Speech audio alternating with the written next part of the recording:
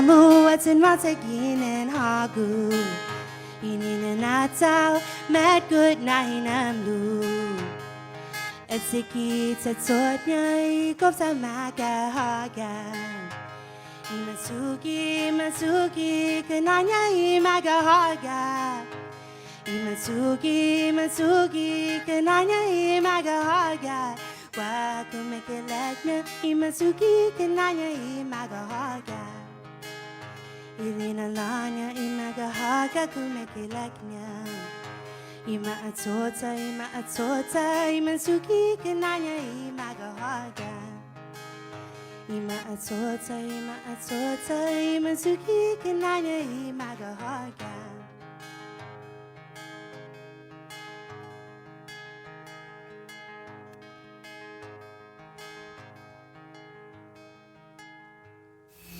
KUAM-FM Hagaya, Guam. You're listening to The Link with Chris and Sabrina on Breeze 93.9.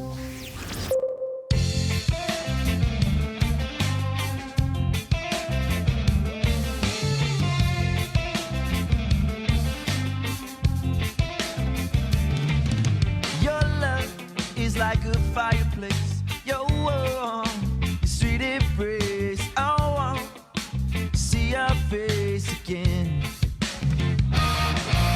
Your love is like a fireplace. Your warm, sweet embrace. I want to see your face again. 'Cause I'm caught up in the current of your love.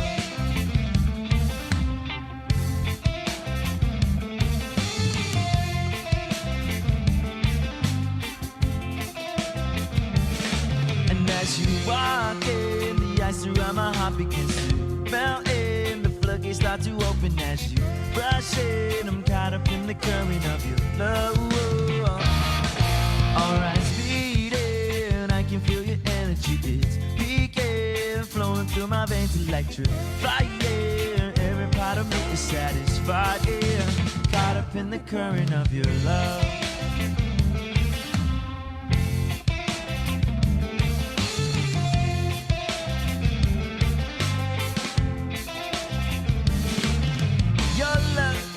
Like a fireplace, your warm, your sweet embrace. I want to see your face again.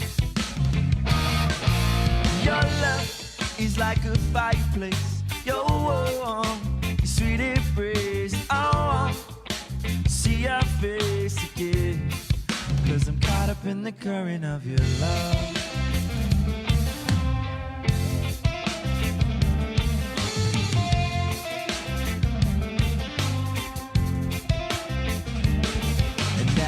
Walk along the beach alone to escape the wild stone, amplified by the musical tone, supplied by the John Dank Show.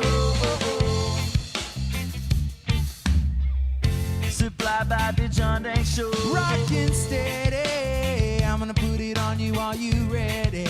From sundown till the morning, and we'll go with the flow. 'Cause you know I'm caught up in the current. My heart always long for a taste of warmth, and now I've got your sweet embrace in my arms. You never find a safer place to roam, to call home. 'Cause I'm caught up in the current of your love. Caught up in the current of your love. I'm caught. I wanna lay you down for a while now, a while now. I'm gonna take my time, do it right now, right now. It's hot as ink, you feel the wind deeper in your soul, and it's resonating.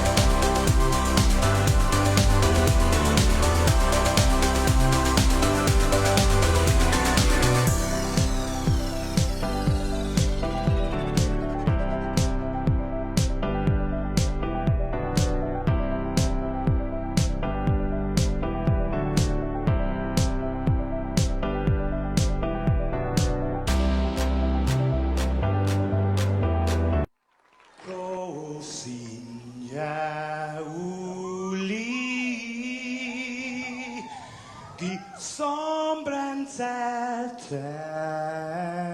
mag. Et zu ita saluda, antes diu hum niga. Radzaudzan malak estrezas, durante em todo a nogi distância, como cupo gipalo, zaniman malak guafi, e con nosso guiairi, prebatu la noci, nai banderata gaigi, pues atan fanni bandera, kau esta pagua pumalapa,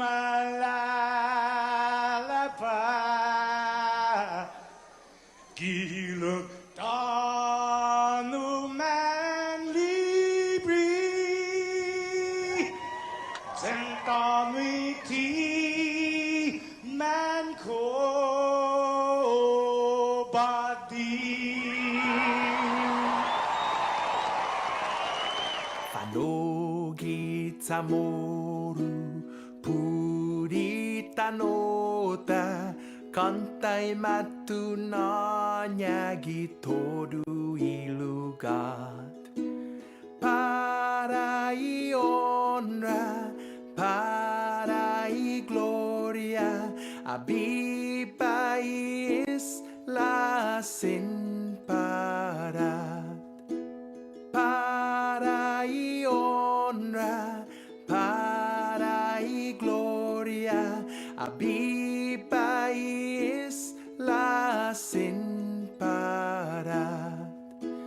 Todo i tiempo y paz para hita, dan gini langit na bendición. Conchay peligro na fan sofuham, Zeus protegis languahon. Conchay peligro na fan sofuham, Zeus protegis languahon.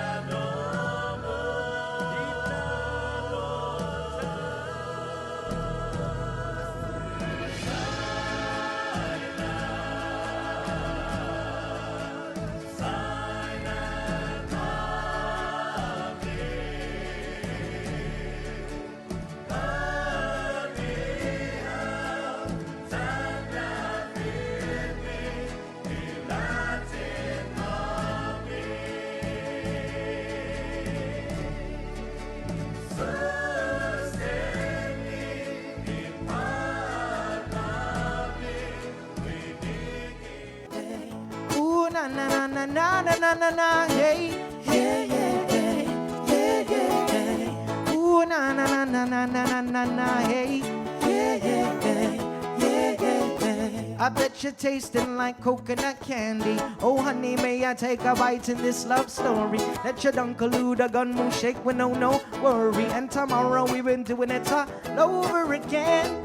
I bet you're tasting like coconat candy. Oh, honey, may I take a bite in this love story? Let your uncle the gun move shake with no worry. And tomorrow we be doing it all over again. Just falling in love right here in paradise. Ooh, I hope you're loving the view. Let this tropical breeze set you in the mood. Just falling in love right here in paradise. Ooh, I hope you're loving the view. Let this tropical breeze set you in the mood. Sing, ooh, na na na na na na na na na, hey. Yeah, yeah, yeah, yeah, yeah, yeah. Ooh, na na na na na na na na na, hey. Yeah, yeah, yeah, yeah, yeah, yeah. Ooh, na na na na na na na na na, hey. Yeah, yeah, yeah, yeah, yeah, yeah. Ooh, na na na na na na na na na na, hey. Yeah, yeah, yeah, yeah, yeah, yeah.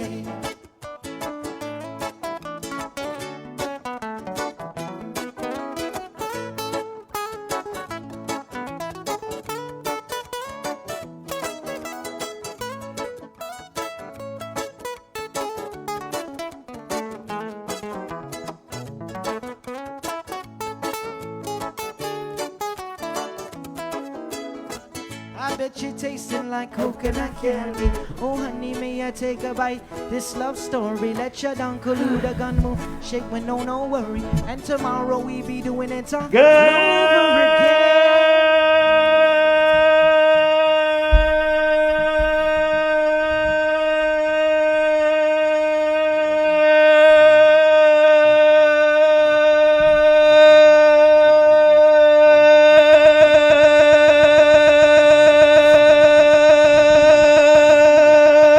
Morning, Guam!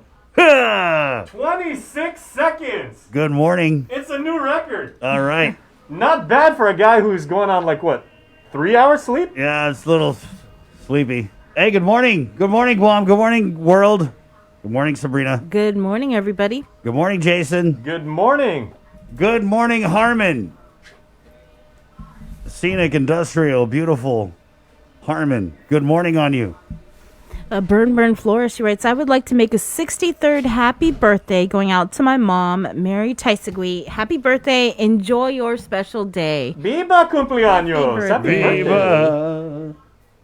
What else we got on our Facebook Live feed here at KUAM News? Jenny Mesa writes, Buenas.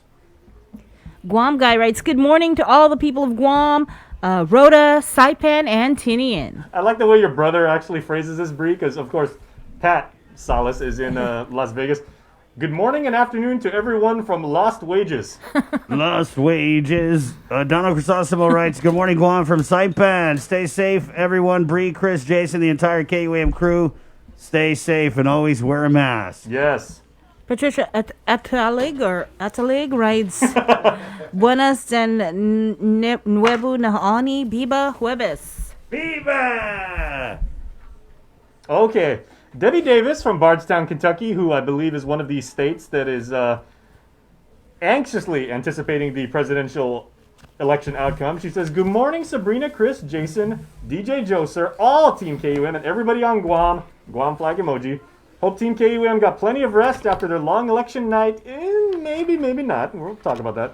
Hugs from hashtag Mama Bear. Thank you, Mama Bear. And hope you guys are doing all right in the Bluegrass State. Right on. Chris Agagi writes, holy moly, that was long, Chris. He was really, really red. We need a red cam. Like, you'd look... Actually, you know what you look like when you were doing that? Remember the Predator? When he would, like, see stuff? You look like the wow. Predator. Wow.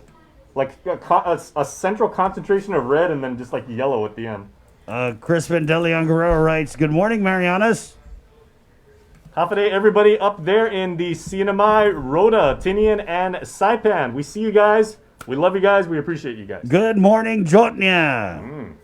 And good morning, Talafolfo in Arahan, where they got a new mayor. And speaking of new mayors and re-elected mayors, we'll have a bunch of the. It's gonna be like our own mayor's council meeting this morning, Bree. Yeah, excited about that. Props to the mayors. I know that there's some pretty tough campaigning that went on during this COVID time. So I want to get the mayors on, find out what their plans are for the. It's right back to work, for these guys. Then we'll get some of the Guam Education Board winners coming up, and we'll speak to the last senatorial candidate who won a seat in the next legislature, because we had everyone else on election night. And then we're just missing Mary Torres. We didn't get her. Mary Torres and I think Senator Pito. But I did message her. Okay, cool. At 6:20, this is the link on the Breeze. Long night, longest broadcast ever. Can I ask you guys? Okay, what did you guys do when we finished here? Because everybody just thinks we immediately go home and sleep. Certainly not the case. No, I had a couple meetings that I had to do. Yeah, I left here at about 12:30 in the afternoon. Got exactly 1 hour and 58 minutes worth of sleep, and then came right back here, and we had to set it for prime time. Yeah. But I had Thai for dinner last night, and that was really, really good. Took a hot shower, and then had 5 hours of solid sleep. So I went home and I laid down, and I was like, man, I'm not tired. And then I opened my eyes, and it was an hour and a half went by. So I think I took a nap.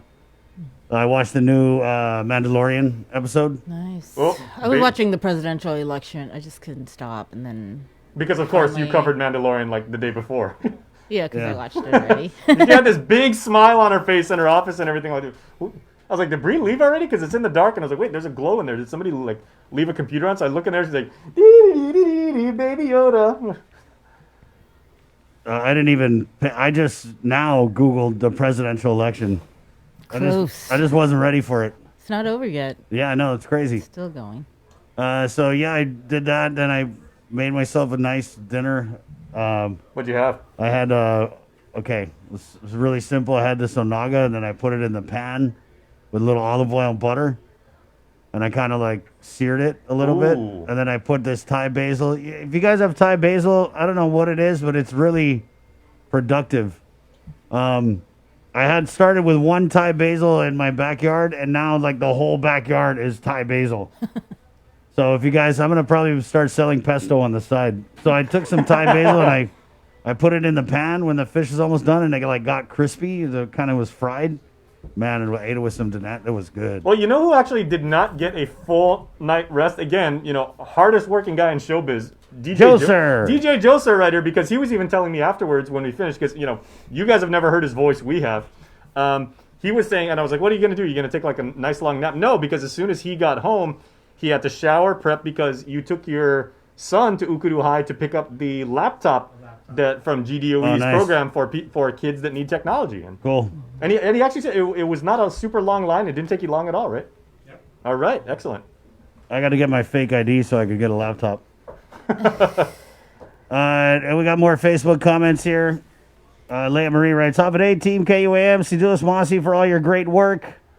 Thank you." Yabit Camacho writes, "Your election night coverage was better than UFC 254. Wow. There was some interesting discussions that night. Oh, man. We need to check in with Julian Jansen. I messaged him last night. Is he all right? Yeah, he's okay. Rodine Ronald writes, "Happy birthday, Tarico Mantanonia. Good morning. Did the team catch up on rest? Sort of." Yeah, we how many cups of coffee did you guys drink last night? Because I'm not a coffee drinker, so I just go off of adrenaline. But I must say, when Julian really got into the moment and let that tiny little S-bomb slip, I was like, I'm up. I was faded right before then. I was falling asleep, and then I kind of because the cam was on me. Yeah. That I kind of went like that, and then I was like, "Joe, sir, go to a full shot of the other guys." But I got my energy back around 4 in the morning, and we just powered through. We did a whole link show yesterday. I talked to just a bunch of the senators. We had the top vote getters on. So when I came home, I was still kind of pumped up. Wired. Yeah. And I tried to go to bed early, but it didn't happen. So here we are, another day. Well, shout out actually here, a special shout out to DJ Joser directly from Angel Pete, Quintanilla Castro. Wow. You guys have a lot of energy. KUM is so lucky to have an employee like that. Very great guy. Applause emoji. And ever humble. Emma Fernando Alalia writes, good morning to you guys. Have a great day. Nick, Marlene Legaspi, Holiday, 26 seconds. Good morning, KUAM Link crew from Mungie Town. Congrats to Mayor Alan Ngata and Vice Mayor-elect Kevin Delgado, who'll be coming on the show this morning around 7:15. What else we got here? And Joe Nuggan Charfus in the back, because we've said, Kevin Delgado does a lot of work with the church, and he's taught CCD for, 2 decades now, I believe, and Joe went in the back, and she said playfully, she's like, man, Chris, how come you're always teasing my Nino? I was like, what do you mean teasing your Nino? She's like, you lift me up so I can fly with eagles. And I was like, there's no higher compliment than that. That's a tribute. Guy's doing the Lord's work, So Vice Mayor Kev's coming up around 7 to 6:25. The show is proudly brought to you by IT&E, Dial Rentone, the Thrive Coalition, Cabo Enterprises, and Carrier at 647 Cool at 624. Lots coming up. We got Dr. Hoa Wen, the PAG chairman, of course, Lillian Posadas, our hospital update, Major Anton Nuggan, Department of Corrections, and Roy Respicio of the Port, as they had come out with a release. It looks like the 81st COVID-related fatality was a Port strong employee. And so we'll catch up with Rory. 3 deaths overnight, Sabrina. And we'll just get right into it on that note with the very latest from the KUAM News team on this Thursday, the 5th day of November. This is the link on the breeze, KUAM FM in Agutnia, Guam. Again, good morning. Sabrina Salas Matanani. Half a day, everybody. The 2020 presidential election was predicted to be close, and it is. Votes are still being counted, and it may be a while before we know who will be the next president of the United States of America. Skylar Henry has more. The vote counting continues today and could keep going for several more days as battleground states process a record-setting amount of votes. That's what normally happens in elections. People vote, we count the votes, and then there's a winner and there's a loser. Democratic nominee Joe Biden has pulled ahead in the upper Midwest states of Wisconsin and Michigan. Joe Biden is on track to win this election, and he will be the next president of the United States. While Pennsylvania still has about 1 million votes left to be counted, many of them in Democratic-friendly areas. Pennsylvania is the real key here. I think Pennsylvania could take a couple more days to count all of those ballots. A lot of them are coming from Philadelphia and the suburbs of Philadelphia. While election officials are calling for patience, President Trump is calling for a halt to the vote counting. The president tweeted this morning, "Last night I was leading, often solidly in many key states. Then one by one, they started to magically disappear as surprise ballot dumps were counted. Very strange." Last night he said he would fight the vote counts. We'll be going to the U.S. Supreme Court. We want all voting to stop. The Biden campaign responded, saying if the president makes good on his threat to go to court to try to prevent the proper tabulation of votes, we have legal teams standing by, ready to deploy to resist that effort.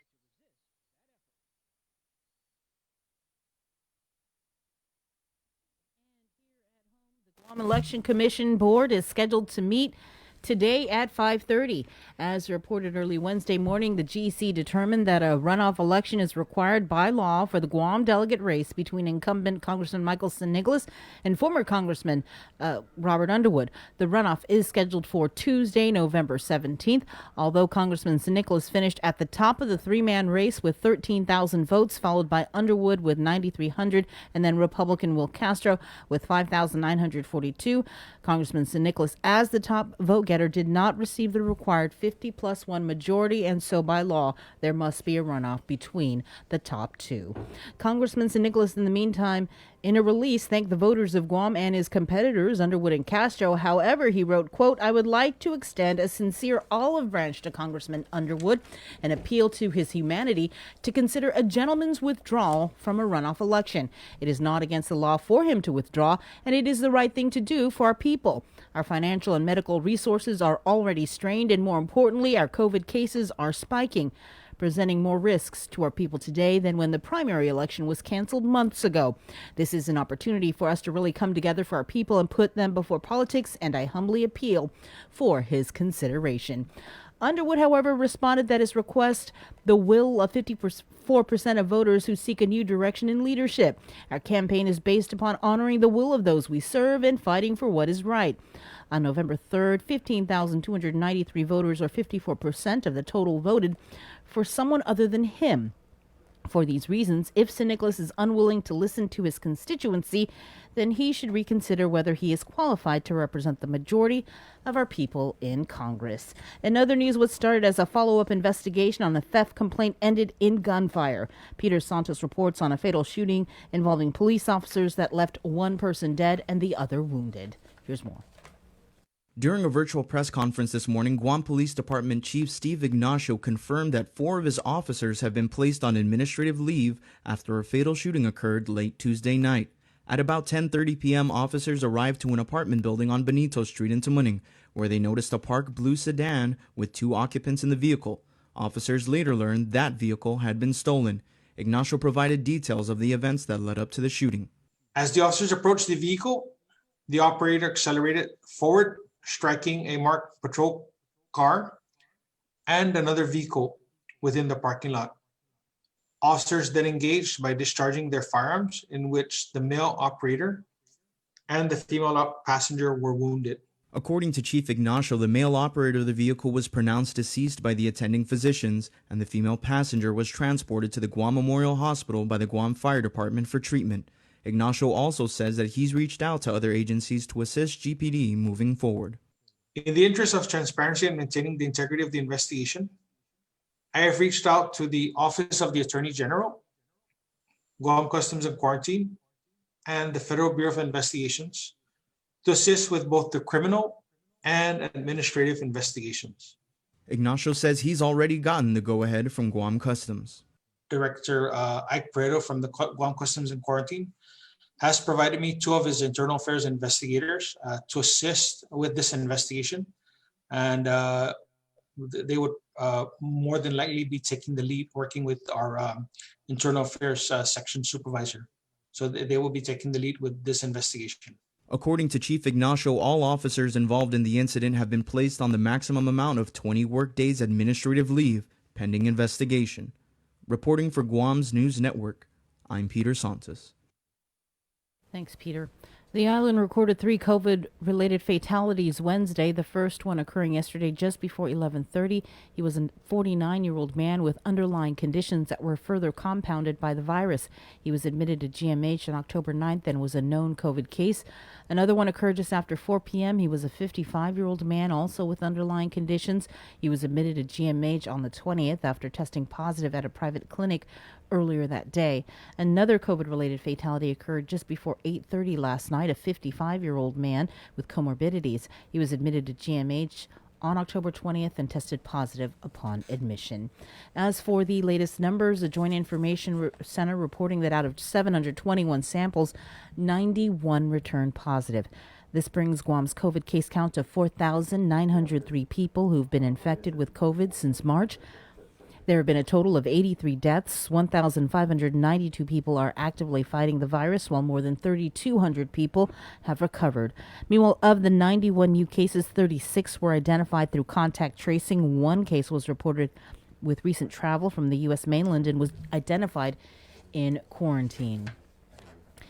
A total of 94 people are hospitalized being treated for COVID. 82 are at GMH. Of that number, 15 are receiving ICU level of care. 7 are on a ventilator. At GRMC, there are 9 people being treated for COVID. Of that number, 5 are in ICU, 4 on a ventilator. And finally, at Naval Hospital, there are 3 COVID patients, 2 in ICU and 1 on a ventilator. At the Department of Youth Affairs, there are 2 more officers who tested positive for COVID. This brings the total number of employees at DYA infected to 8. Residents are being closely monitored for any symptoms of the virus. Residents who do test positive are currently isolated in a separate unit. Additionally, 2 Guam Department of Education employees testing positive for COVID. These cases were identified at JP Torres Success Academy and the GDOE headquarters in Tientsin. GDOE is working closely with public health to conduct contact tracing. A parishioner from Our Lady of Lourdes Catholic Church tested positive for COVID. As a result, the GCO Church will be closed today and then reopen tomorrow for its usual morning mass and evening rosary. According to a release from the Archdiocese of Vigaña, the parishioner informed the parish Tuesday night, though the person may not necessarily have been infected at the church, COVID-19 safety measures were implemented because the person attended the 6 a.m. Mass last Sunday. The Archdiocese contact tracing team will be contacting those identified as close contacts. And finally, at 8 o'clock this morning, the governor is hosting a conversation with U.S. Surgeon General Jerome Adams on COVID-19. The event will be streaming live on the governor's Facebook page. That's your news for now. Stay tuned for the link for more after the break. We're celebrating GU Self-Storage, conveniently located near the Harmon McDonald's. We offer affordable rates, online payments, and auto bill pay for your convenience. Plus gate access daily from 6 a.m. to 9 p.m. Call us today at 648-7867 for more information. Life as we know it changed this year. Our health, families, jobs, and finances have been in jeopardy. We've witnessed loss in more ways than one. And at a time when nothing could be more comforting than coming together to fill this loss, share the love, and lean on each other for support, we've been asked to stay apart for our own safety. This year on Giving Tuesday, the need will be greater than ever, but we'll also face more obstacles than ever in spreading love, kindness, and generosity to those who need it most. So we're challenging you, yes, all of you Guam, to help create a wave of generosity like we have never seen before. We can all do it. Small acts, big acts, businesses, schools, churches, clubs, men, women, children. Let's do this. Giving Tuesday is this December 1st. What will you do?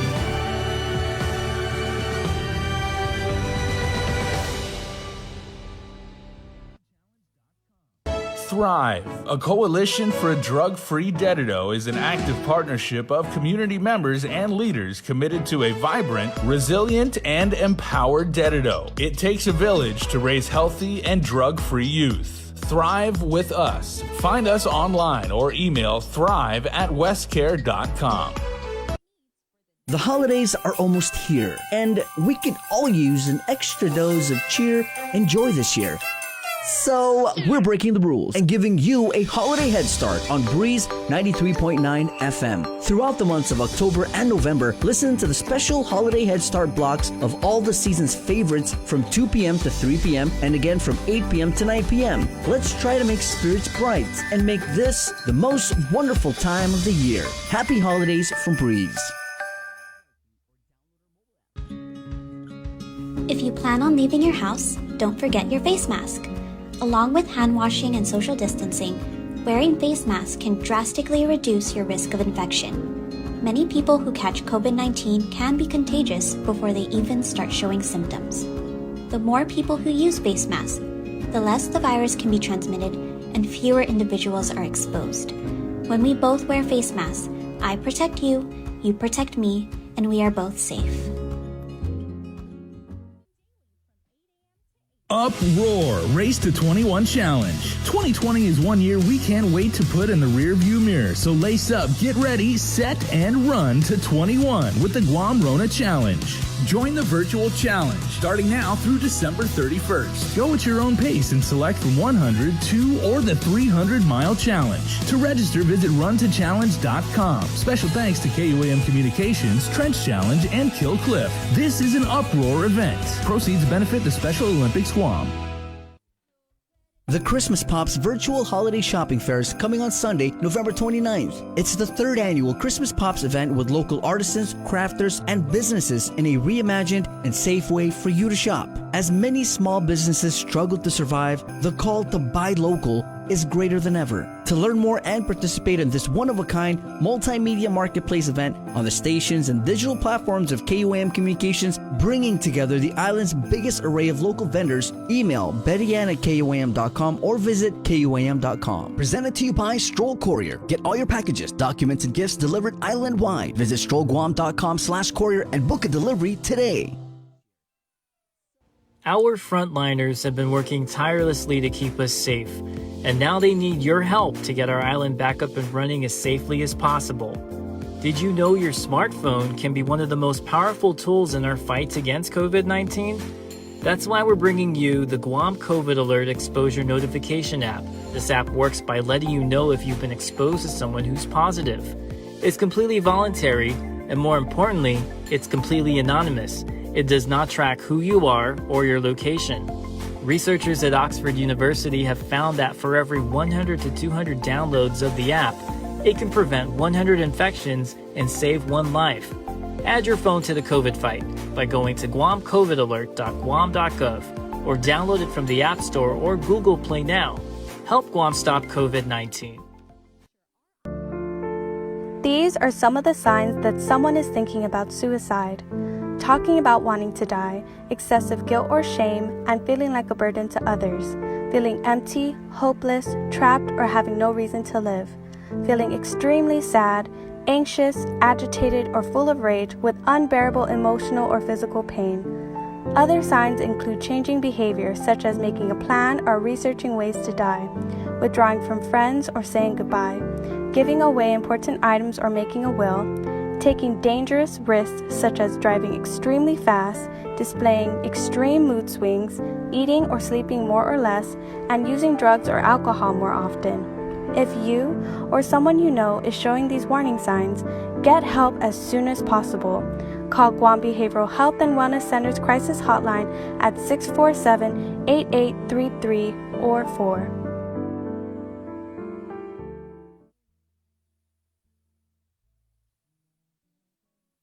You're watching The Link with Chris and Sabrina on TV 11. Stick around because we're next on CBS This Morning. We got your 6. At 6 a.m. with The Link on Breeze 93.9 FM.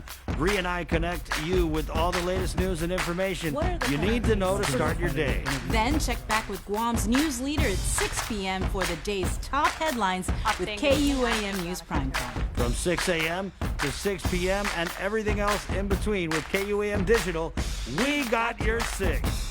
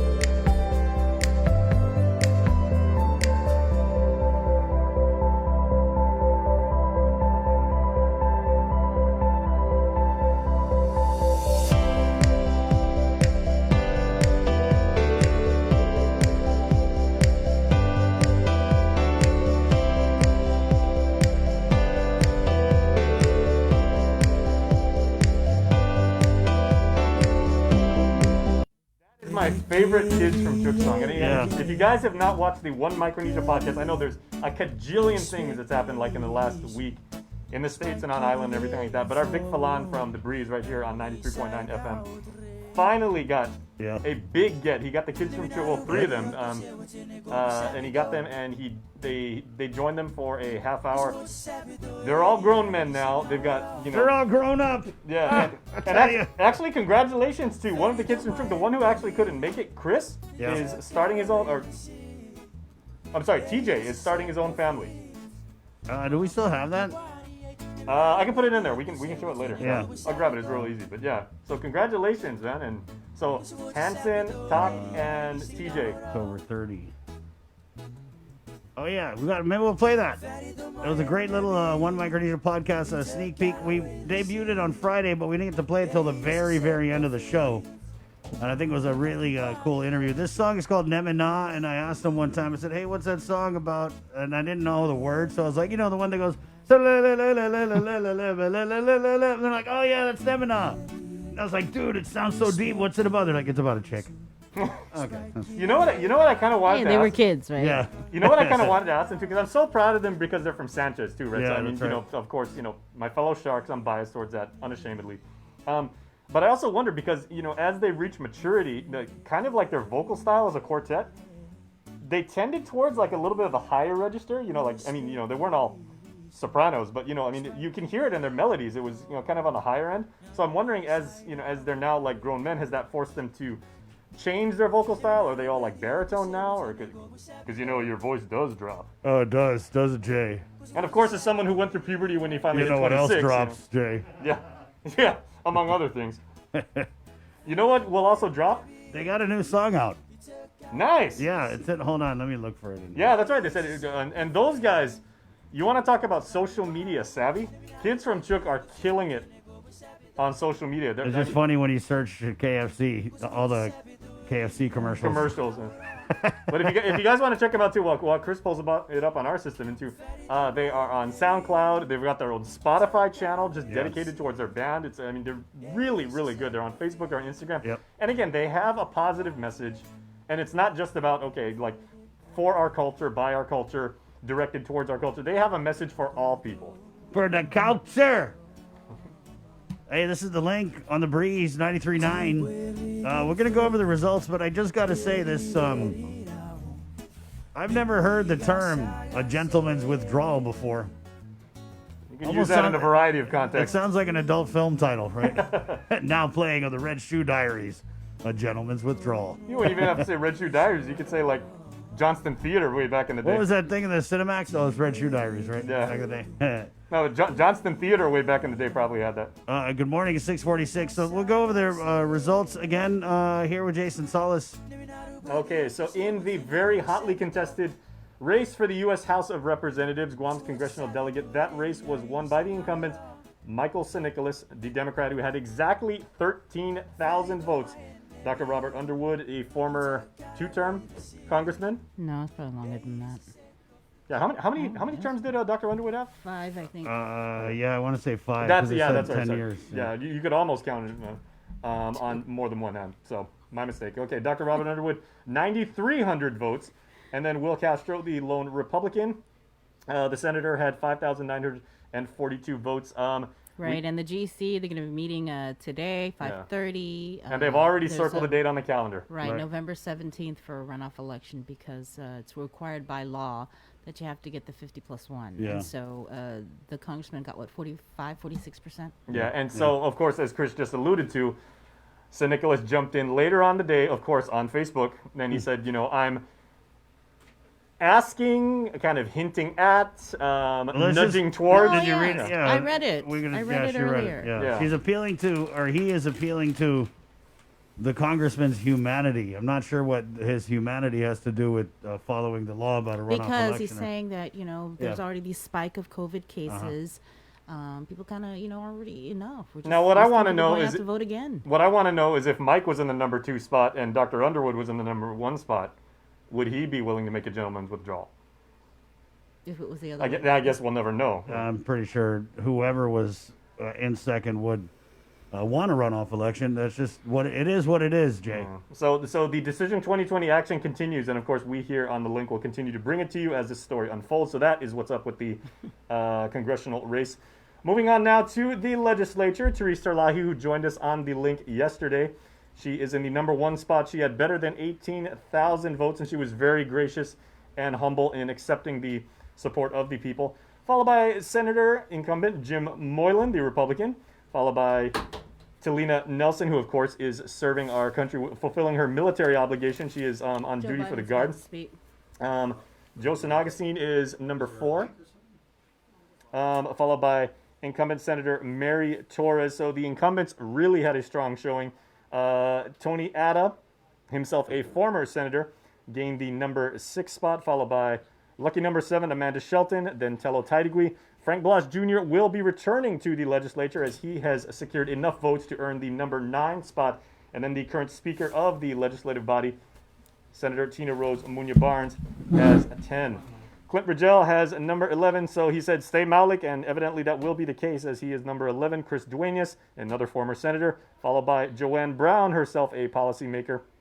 Previously, they're going to return to the Guam Congress Hall, number 12 and 13, respectively. Sabina Perez and Pito Terlahi, the incumbents. They are both Democrats, and they will be returning to the election.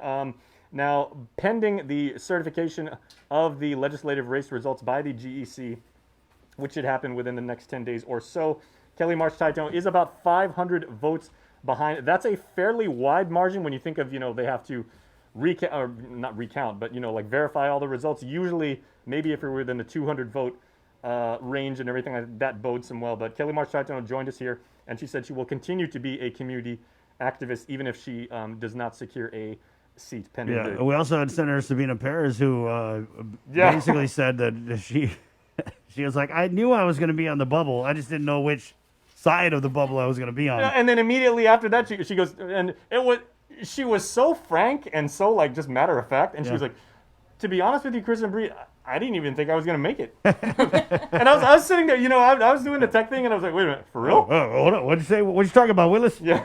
I mean, hey, you gotta give it to her for speaking from the heart. Well, because it was a crazy campaign season. We saw kind of both ends of the spectrum. We had, like Vice Speaker Talina Nelson couldn't campaign because she's deployed active duty status with the Guard.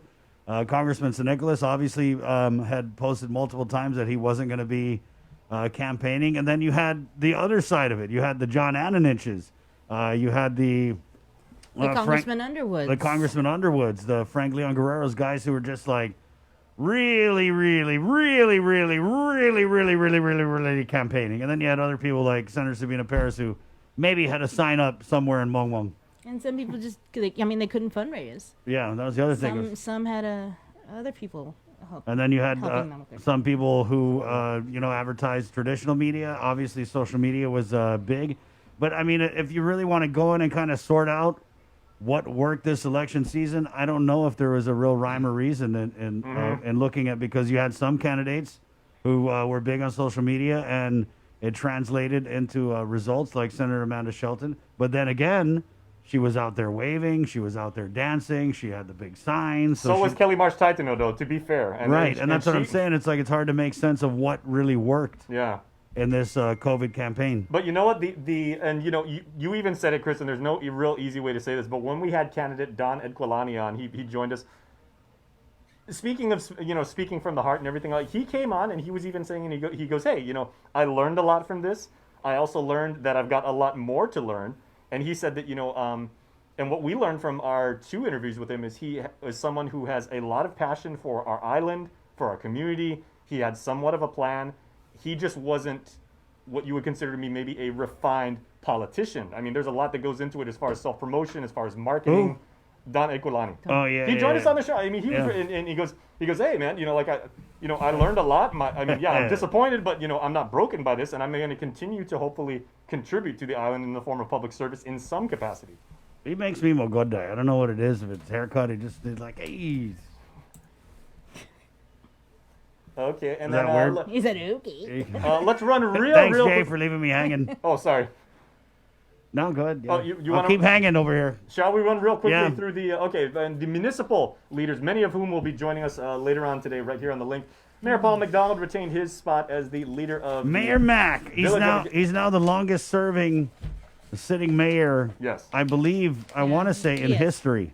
He is. Oh, he is. Yeah. Well, because when I was growing up and going to my Nana and Tata's house in Agana Heights when I was a kid, it was all about Portasac. Portasac was like the mayor in Agana Heights for a real long time. But I know Mayor McDonald's been way longer now. I think he obviously came after Mayor Portasac. Yeah.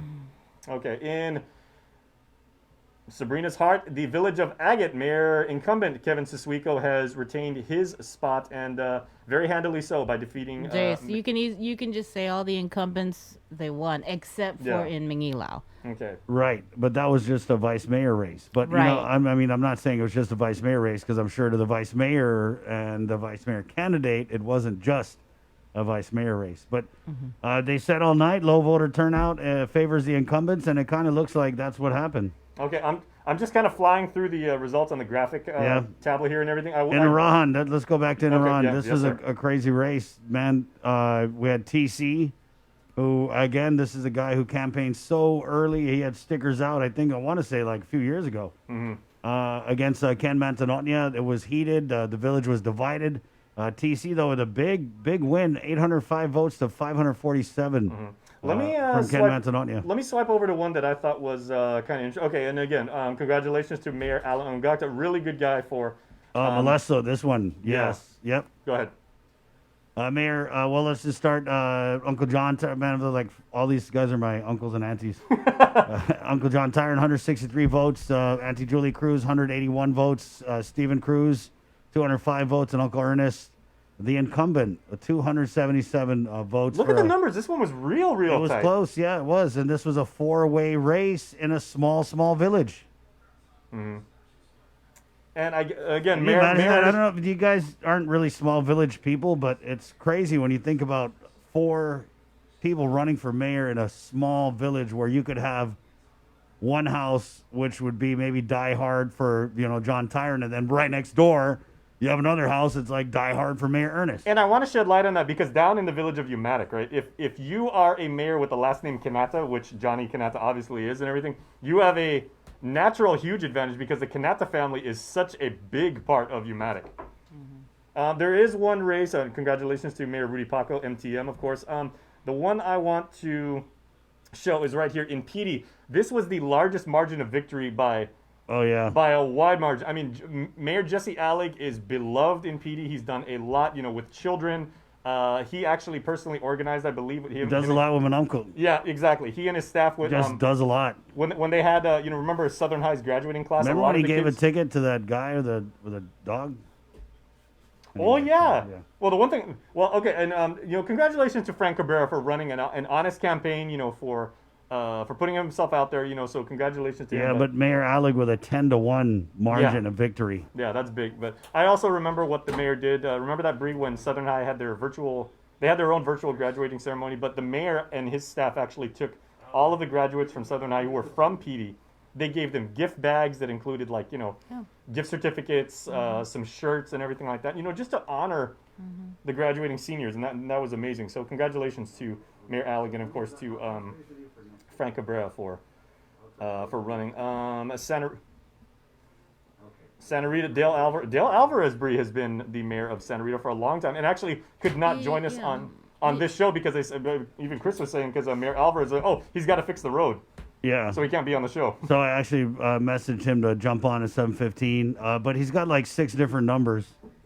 And it's always funny with these mayors. I love the mayors. Really, to me, they're the real frontliners down at the village level. But it's so cute when I message these mayors to try and come on because some of them, the younger ones are tech savvy. They know, like, oh yeah, Zoom, no problem. Send me the link. Then you get other ones who are like, no, boy, I don't know. I gotta wake up the staff and do the Zoom. I gotta go get the computer. I'm like, Mayor Matanani's like that because Trinity, his admin. They have their designated Zoom specialist, like each of the staff. They have oh no, Nana, boy, can't I come on because so and so is the only one who knows how to do it in the Zoom and they're on leave. Hey, so you know what? If you're a young person looking for a job in like public service and everything, on your LinkedIn profile, make sure that you know how to do. I know how video to Zoom. chat. Knows how to Zoom. Yeah. You may have a job at your mayor's Zooms office. with the best of them. Okay, and here we are with Mayor Robert Hoffman. Of course, he won because he ran unopposed. But it was Mayor Hoffman who said on our show a couple days ago that he goes, when you're a mayor, the one thing you really have to remember is that this is truly a 24/7 job. You are It's never like off the 25/8. clock. Yeah. There's always someone that's going to be like in need. And if you can't handle that responsibility, you're going to learn real fast. Okay, should we... Okay, here we are in Talafofo. So Talafofo, this was another one, a 3-way Democrat on Democrat race. And the incumbent, Vicente Taidigui, won there, so congratulations to the mayor. Luis Rivera, this was another one, which I did not think this that the Tatuha race was going to be as wide a margin as it is, because Alan Torado, of course, was approaching this from the standpoint of I really want to emphasize Tuman as the epicenter of entertainment, of commerce, of hospitality, and really play up that side of it. But I mean, there is something to be said about if you This are is a gonna vote. handy victory, though, by Mayor Louise. Exactly. Look, that's 1,389 votes to Alan Toronto's 640 votes. As someone who lived in Tumon, I thought this was going to be a little bit closer, but this is kind of. I don't know how to interpret that. Maybe people in Tamuning Tumon Harmon are thinking that it's kind of early to be talking about revitalizing the. I mean, I don't even know. I just know that Alan was like really hard on the social media. Yeah. He had a bunch of graphics. He did a bunch of Facebook Lives. And again, this is just another example of like what really worked. I mean, Mayor Louise. I think I know what it was. She was riding her bike around the village. I think I know what it was. It was the working. Work, yeah, no, I mean people in getting Tatua out there, not necessarily all on social media. So I think it People- was kind of like a happy medium. The good residents of Tatua, all 3 villages and everything. Apparently, they really love the Zumba programs that the mayor set up. Right, and I mean, Alan Toronto, I feel like he made a lot of noise. There was a lot of chatter, but at the end of the day, incumbent Mayor Louise has secured another term. Okay. There's also a vice mayor race in Tamuning Tumon Harmon. Yes. I think Albert Tova's won over Javier Atzalig. Javier has left the chat, by the way, guys. You said there is a little bit of contention between those 2 gentlemen, right? There was something with Paperwork or something like that. I don't know. No. Not exactly a gentleman's race. Withdrawal, yeah. Gentlemen, yeah. Not thank really you. gentlemanly. Okay, well, here we are with the Umatic race, as I was talking about. So, the incumbent, the Republican, Johnny Kanata, retains his role as the municipal leader of the Mayor Umatak Bada, Badasi. yeah. 257 votes. He had a couple challengers, and they were coming hard. We had them all on the Zoom a couple times, right? The primary and the general. Gilbert Uggan, Andy Santiago. You guys ran a good campaign. It's got to be tough. I mean, you'd think a 4-way mayor race in the village of Molesto is, hot. Imagine a 3-way mayor race in the village of Umatic, even smaller village. I mean, these guys are probably all like first cousins. I'm not even kidding. I'm not No, I stereotyping. know. I'm from the Yeah. South. And then it's like okay, good race, good opponent. Hey, Prim, good race, Prim. Yeah, Hey, what was that you're saying back in the primary, Prim, huh? I'll see you on Thursday at Auntie Terry's house. Yeah. Okay, moving to How about Jigo? Jigo Bree. A lot of people running. 6 candidates in all. And there was only like 8 or so votes that separated Francis Lizama, who's the former mayor's wife, Bob Lizama, and Anthony Sanchez, who is the vice mayor. And again, of Bob Jigo. Lozana, do you recall off the top of your head how many terms that Bob served as mayor of Jigo? No, I don't. At least a couple, because again, when I was growing up in Jigo, it was Mayor Eddie Artero. He was a long-time mayor, and he did a lot with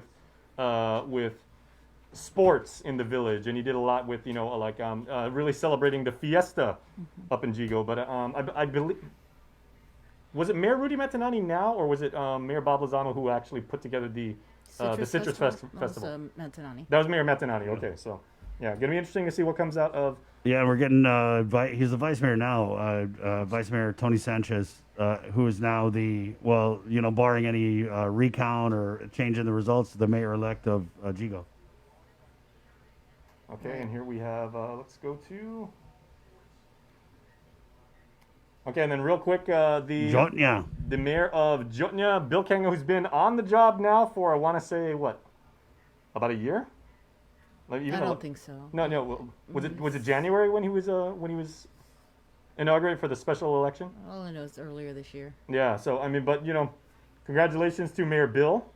He defeated Edward Terlahi by about a 2/3 vote. So well done in that race. All right, we're gonna go over the vice mayor races real quick. There are only 7 of them. Okay, 19 mayoral races, 7 vice mayoral races.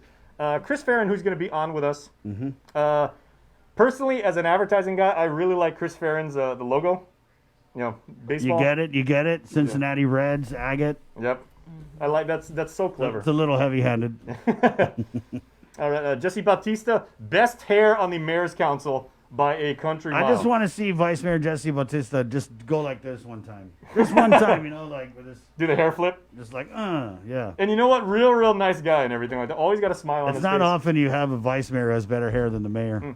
But no offense. That's the best hair. These guys, Mayor June, Mayor Jesse, best hair of any mayor, vice mayor combo on the island. And you know, Bree, you've been covering like mayor's council meetings for forever, right? But it always seems like the vice mayor, they always defer to the mayors. You never really hear a lot from the vice mayors as far as being forthright or doing stuff like that. But they work just as hard. I mean, they've got a lot on their plate. I actually had a good interview with the vice mayor of Dedido, vice mayor. I want to say Frank. He's a Beneventi. They're always the Beneventis. There was a dump over there, the Ukuru pipeline. It was, remember. Senator Clint Rigel led this cleanup, and then they bagged all the trash. It didn't get picked up, and then someone ran through and messed it all up. So anyway, I interviewed the vice mayor. He's so pissed about it. That's all. I'm just saying they do speak. Yeah. All right. And up in Dedido, the aforementioned, Dedido really likes Daigo. Yeah. No big secret there. Not really a Rockio village. They're more of a Daigo town. So congratulations to Peter Beneventi, as you were saying. Right. Vincent Cabrera, the... Can you imagine the pressure of being familiar in Daigo? Like, your Daigo recipe's got to be just, like, on point. You know what I mean? It's got to be sour, You guys but not like too Daigo much. or what? My dad would soak his Daigo in the jar for a week. Right. But do you like it sweet, kimchi base, or traditional Chamorro style, vinegary? I like it vinegary. Vinegary, with yeah. some hot pepper in it. Right. Oh, man, a lot of hot pepper. Okay, real quick. There we go. Okay, in Mingilao, the Tomas Duenas, the only incumbent not to retain his seat. Right. Vice Mayor Tommy Duenas, hardworking vice mayor, unseated by Kevin Delgado. I'm not going to sing this time, who is now the vice mayor elect of Mangilao. Well, speaking of which, if we want to actually bring on... We'll wait. We're good. Yeah, Okay. We're going to get Dr. Hoa on. Okay. So let's go ahead, Jay, finish up. Okay, real quick. Here we are in Sinahanya, Rudy Iriarte, who Mayor Hoffman said he's always had a very, very positive working relationship with. He is the vice mayor of Sinahanya. And in Tatuha, here is that the Battle of the Republicans. Albert Toves defeated Javier Atalig. And in Jigo, there, Loreto Leones will be the vice mayor, pending certification by the GEC again in a number of days, defeating Sylvia Flores and Edward Lujan. How about that public auditor race? That was a nail biter. Yeah, wow. Yeah. Public auditor BJ Cruz. It just goes to show no one wants to be public auditor. It's like you got to know math. Public auditor BJ Cruz, 23,833 votes. All right, real quick. And the CCU, there were 5 candidates on the ballot to advance, and they are the incumbents. So Dr. Judy Guthertz and Joey Duenas will sit once again to determine what is going on with your power and water rates. They've been concentrating a lot, Chris, on systems.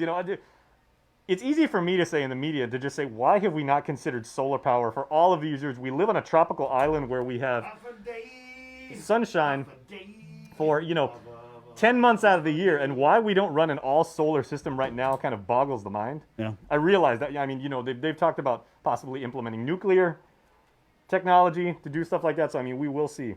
So again, congratulations to Dr. J and to Joey. In the education board race, 10 candidates in a very interesting race, 6 advance. Dr. Mary Okada, the front runner all night long, followed by the incumbent Maria Gutierrez, Peter Alexisada, Mark Mendiola, and Lou Beneventi, who will be joining us here on the link in a little while. And Robert Crisostomo, the principal of St. Anthony's School. It might be interesting to see when they do like the spoiled ballots or discrepancy counts and everything, because Dr. Debbie Ellen is only about, looks like 80 votes between she and Robert Crisostomo. So if there are some ballots that, have those little quirks in them and everything like that, it might be interesting to see if Dr. Ellen gets in. So congratulations. Judicial retention, pretty much a wash there.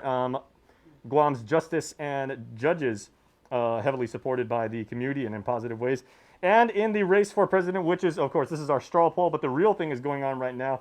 It was Biden, the Biden camp of Joe Biden and Kamala Harris defeating Donald Trump and Mike. Again, this is the Guam straw poll. If you want to see what's actually going on with the real poll, there's only like a cajillion places on the net that you can get that. Yeah. A lot going on.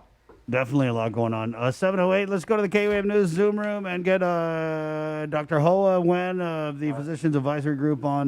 Let's switch gears again. We got your mayors coming up. It's going to be like our own mayor's council meeting. There's a lot of them, and they're on the way here on the link. But hey, good morning, Doctor. Good morning, guys. Good morning. Right on. A beautiful day out here. How you doing? Oh, very good. So you just got done running. How many miles you run in the morning, Doc? Do a 5K every morning.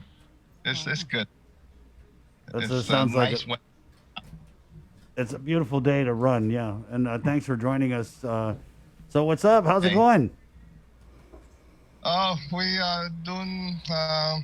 We're kind of stable. You know, we're not improving. We still see 80 and 90, and that's not very good. Yeah. But you know, now it's really shift mostly in the house, the gathering the house. So you really have to ask people to stay within their house and not visiting each other. We have to somehow getting better at because we want to have a goal of just like Dr. Mike Cruz saying, we have to have a goal that near normal Christmas. So we have to work for Christmas. So we have to really stay within our house and not visiting each other and then and pass on to the virus. So we're going to challenge everybody in Guam and try to work in one goal to see if we can curb this thing before Christmas. So we need each other help, but it's a challenging time because we come up with Thanksgiving and all the holiday, so people intending to gathering at their house. So try not to, so we can have somewhat a Christmas this year. Okay, so we have to all work toward that goal. We ain't having Christmas, Doc. Come on, get real. These people don't listen. I'm gonna try if people put their mind to it. It's just 2 weeks. It's not that long to go. So just 2 weeks of stay away from each other and you'll be fine. So you got to pass the message out and ask everyone to follow. The other one is that, people still, we're going to try to do a lot of education again to remind people that, this COVID-19, people think that you have to have a fever to have COVID-19. The most of young people from 20 to 40 and maybe early 50, you can have just cough and cold and congestion with no fever, but we see a lot of people that think they just have a cold and they not stay away from their family and then they pass on to their whole family. So if you have any congestion, just try to isolate yourself away from your family members so that way, you don't pass the COVID-19 to your family member. Again, not every case going to have a fever. So people have to understand that. So that's part of education that we have to try to do to make sure people understand what the symptom is, because that's what we hear a lot, and then they come back in and they test positive for COVID-19. So you don't have to have a fever to do that. So just to remind people again, we're 8 months in, so sometimes we forget. Okay. Do you anticipate any surge or spike from Halloween, Doc? Because you always say it takes a couple weeks.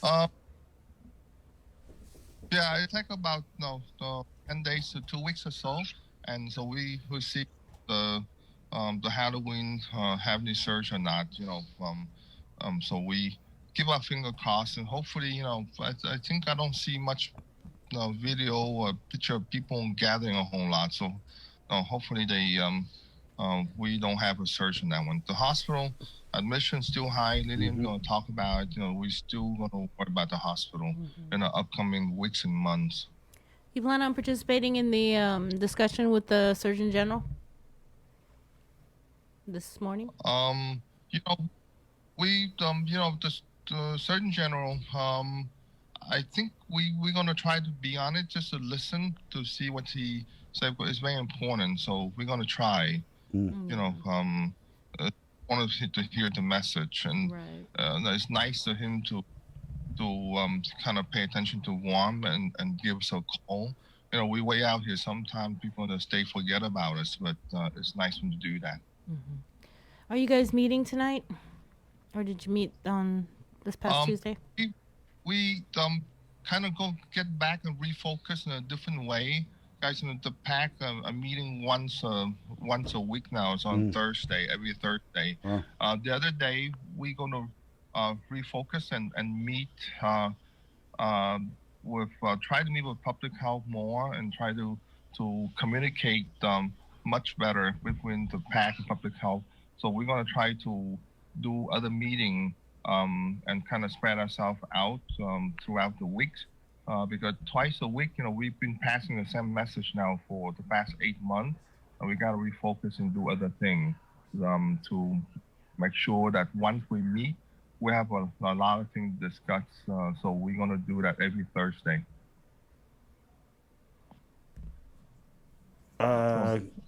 Is there anything else going on with that, Doc? So you're meeting once a week now. You meet today? No, just because every 2 days is really, really fast, and we don't really have much happen every 2 days. So right. I think that by communicating, closely with public health to work out some issue, and get a better picture of how to move forward. I think it's better just once a week. We have a lot of discuss rather than 2 days. Nothing much happened in 2 days. I see. Because sometimes things take time to change. So I think once a week can be much more efficient for us. There's a lot of time away from the clinic, away from your patient for this doctor to come together. How many sick visits are you getting at the clinic, Doc? We're in flu season now. Are you getting a lot of sick people coming in? Yeah, we have influenza. So people come to get the flu shot. Now there's some few articles out there that say that influenza vaccine somewhat helped the COVID-19 and the battle. So I think that everyone needs to get the flu shot as soon as possible. We are very early. This is like the 3-4 weeks into the flu season. So we got to get in. I hope that we have enough flu vaccine on the island for everybody. But if you don't get it yet, especially with your comorbidity, you better come into any clinic and get your flu vaccine. If you have insurance, most insurance covers so you don't have to pay anything. So go in there and get your flu shot before they run out the flu shot on the island. I know even AMC we already use half our supply already. So we have like 5,000-6,000 doses, and it's going very fast. So other clinics have it. So get in and get your flu shot. Really, I try to find some studies, someone for that, but it does help in the COVID-19. So get your flu shot as early as possible. Hey, have you heard if the Regeneron arrived yet?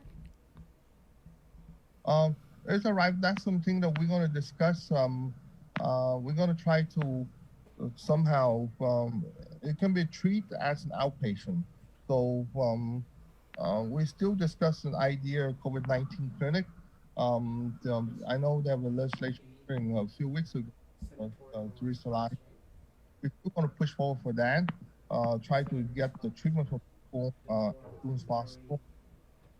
Mobility, cut down the mortality. So we're going to try to do that. Okay. Yeah, you were kind of breaking up. You said discussions are still ongoing about opening a COVID clinic? Yes. The COVID clinic is we can use Regeneron on the outside, as an IV. So, for people who have high comorbidity, we can give them as outpatient early. So, like I said, we have discussed it, and we still push forward for it. The question is where we're going to have it and who's going to run it. It takes some manpower to run the clinic.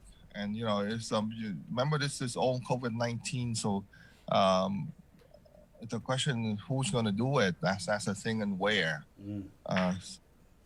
So it takes time to plan, but yes, we talk about that a lot.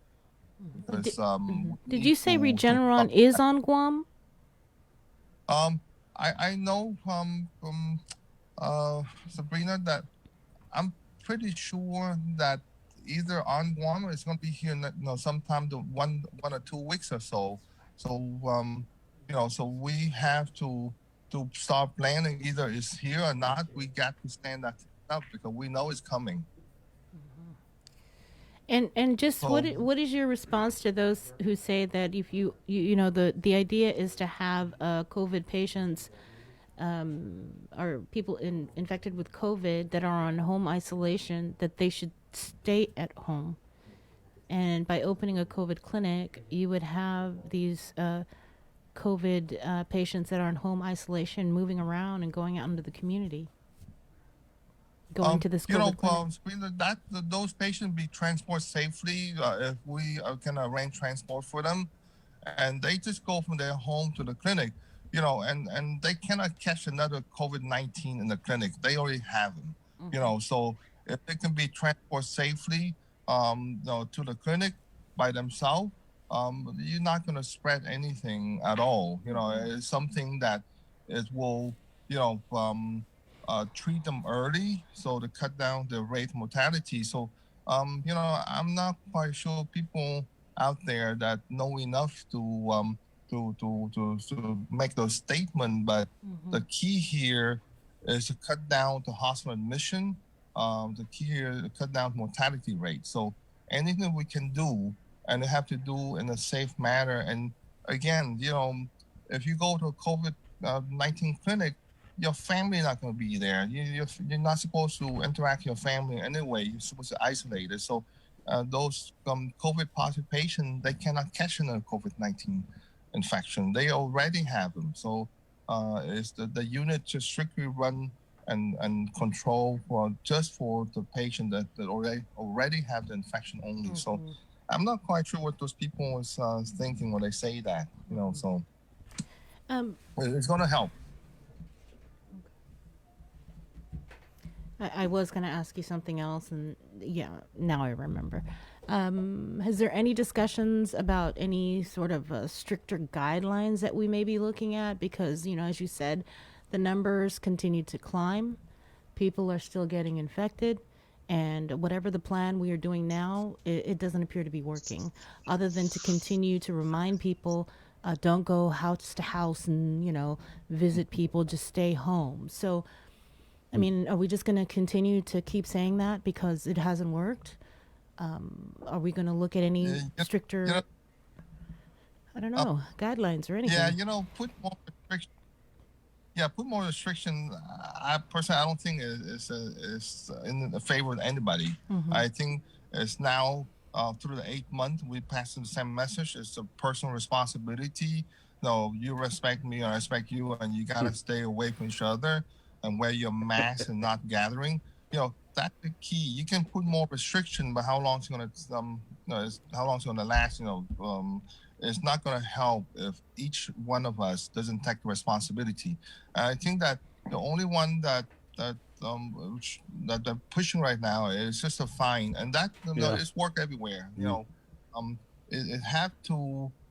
People have to be responsible somehow, and the fine are very easy to. If you get gathering more than 5 people, or you're gathering more than your family that currently live in your house, that's the fine gathering, and that's where all the spread is all about. And people get to understand that we have I have a case the other day. One person positive in 2 family household, 10 people will become positive, and people gotta understand that's where the fine is for, to make sure that those cases doesn't happen. No one gonna search your house if you don't have 20 car parked in front of it. So. And you have to do that.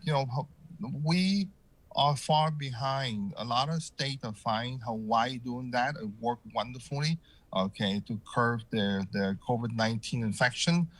So I don't think there's anything wrong with it, because if people are not respect each other and gather and spread the virus, you have to control somehow. So that's not a restriction. It's just enforcement of the executive order. And I think that to put the island on further restriction, I don't think that's a good idea. All right, thanks a lot, Doc. Yeah, you guys just be careful. Again, the challenge to people in Guam is really we have to work each other. Try somewhat. Yeah, we're never going to have a normal Christmas in the 2 months. Doc, I already further told my from now. kids the governor and Dr. Wen canceled Christmas. Oh. Yeah. Dad. I was That's like, yeah, Santa Dr. Claus. Wen said no Christmas, guys. Cut. Nothing. Santa Claus had to come. It comes a different way, but You sound like my daughter. if we That's can- exactly what she said. We're going to have to quarantine Santa Claus. Yeah, Santa got to He get can't 14 just be days in coming the up hole. in Guam, you know. Who does he think he Flying is? all in here, like. It's got to, mandatory. Yeah. Hey Dasher, hey Prancer. Yep. Hey Dasher, hey Prancer, hey Blitzen. You got to get your noses swabbed right Yeah, here. get in the deuce it right now. Rudolph, you especially, because your nose looks a little red. That should be the message, Doc. Try, Cancel guys, Christmas. I want to go shopping. I want to go eat somewhere. So, okay. Okay, Doc. Anyway, but be safe, and we talk to you later. Talk All next right. week. Thank you, okay? Doc. There you Take go. care. Okay, we'll catch up with you. Maybe I'll text you tonight. Let me know how the meeting went. Just a real quick okay, yeah. Okay. Thank you, Doc. Okay, bye. Appreciate it. 7:25. Real quickly, the update on the presidential race. Biden, he has 253 now electoral votes to 213 Trump. Remember, it is a first 270. What is it? Sorry, Bree. 253 For Biden. And how many does Trump have? 213. Okay. So yeah, it's the race to 270. That's basically what's happening in the states. 7:25. Let's go real quick to the KWM News Zoom room. Maria Pangolina, the executive director of the Guam Election Commission, standing by. We have the mayors, the vice mayors, also standing by. Miss Maria, good morning. Half a day, Chris and Bree. Did you get some rest? Yes, I did. Although I woke up late this morning. I think the whole island woke up late. Sorry about that. Don't worry about it. Right on. So I guess just first question, how'd you guys fare during this election? Do you think you did a good job? That's not for us to say. It's for the people of Guam to say. We did our best. The precinct officials did a great job this time, and we hope they come back for the next election come Tuesday, November 17th. Were there any irregularities or any complaints or anything like that that were filed with the GEC that the board plans to address? Yes, we had one administrative complaint and 3 voter challenges. And so the voter challenges were all on absentee voters. So those can be addressed up until November 18th. November 18th is when we can count all the absentee ballots.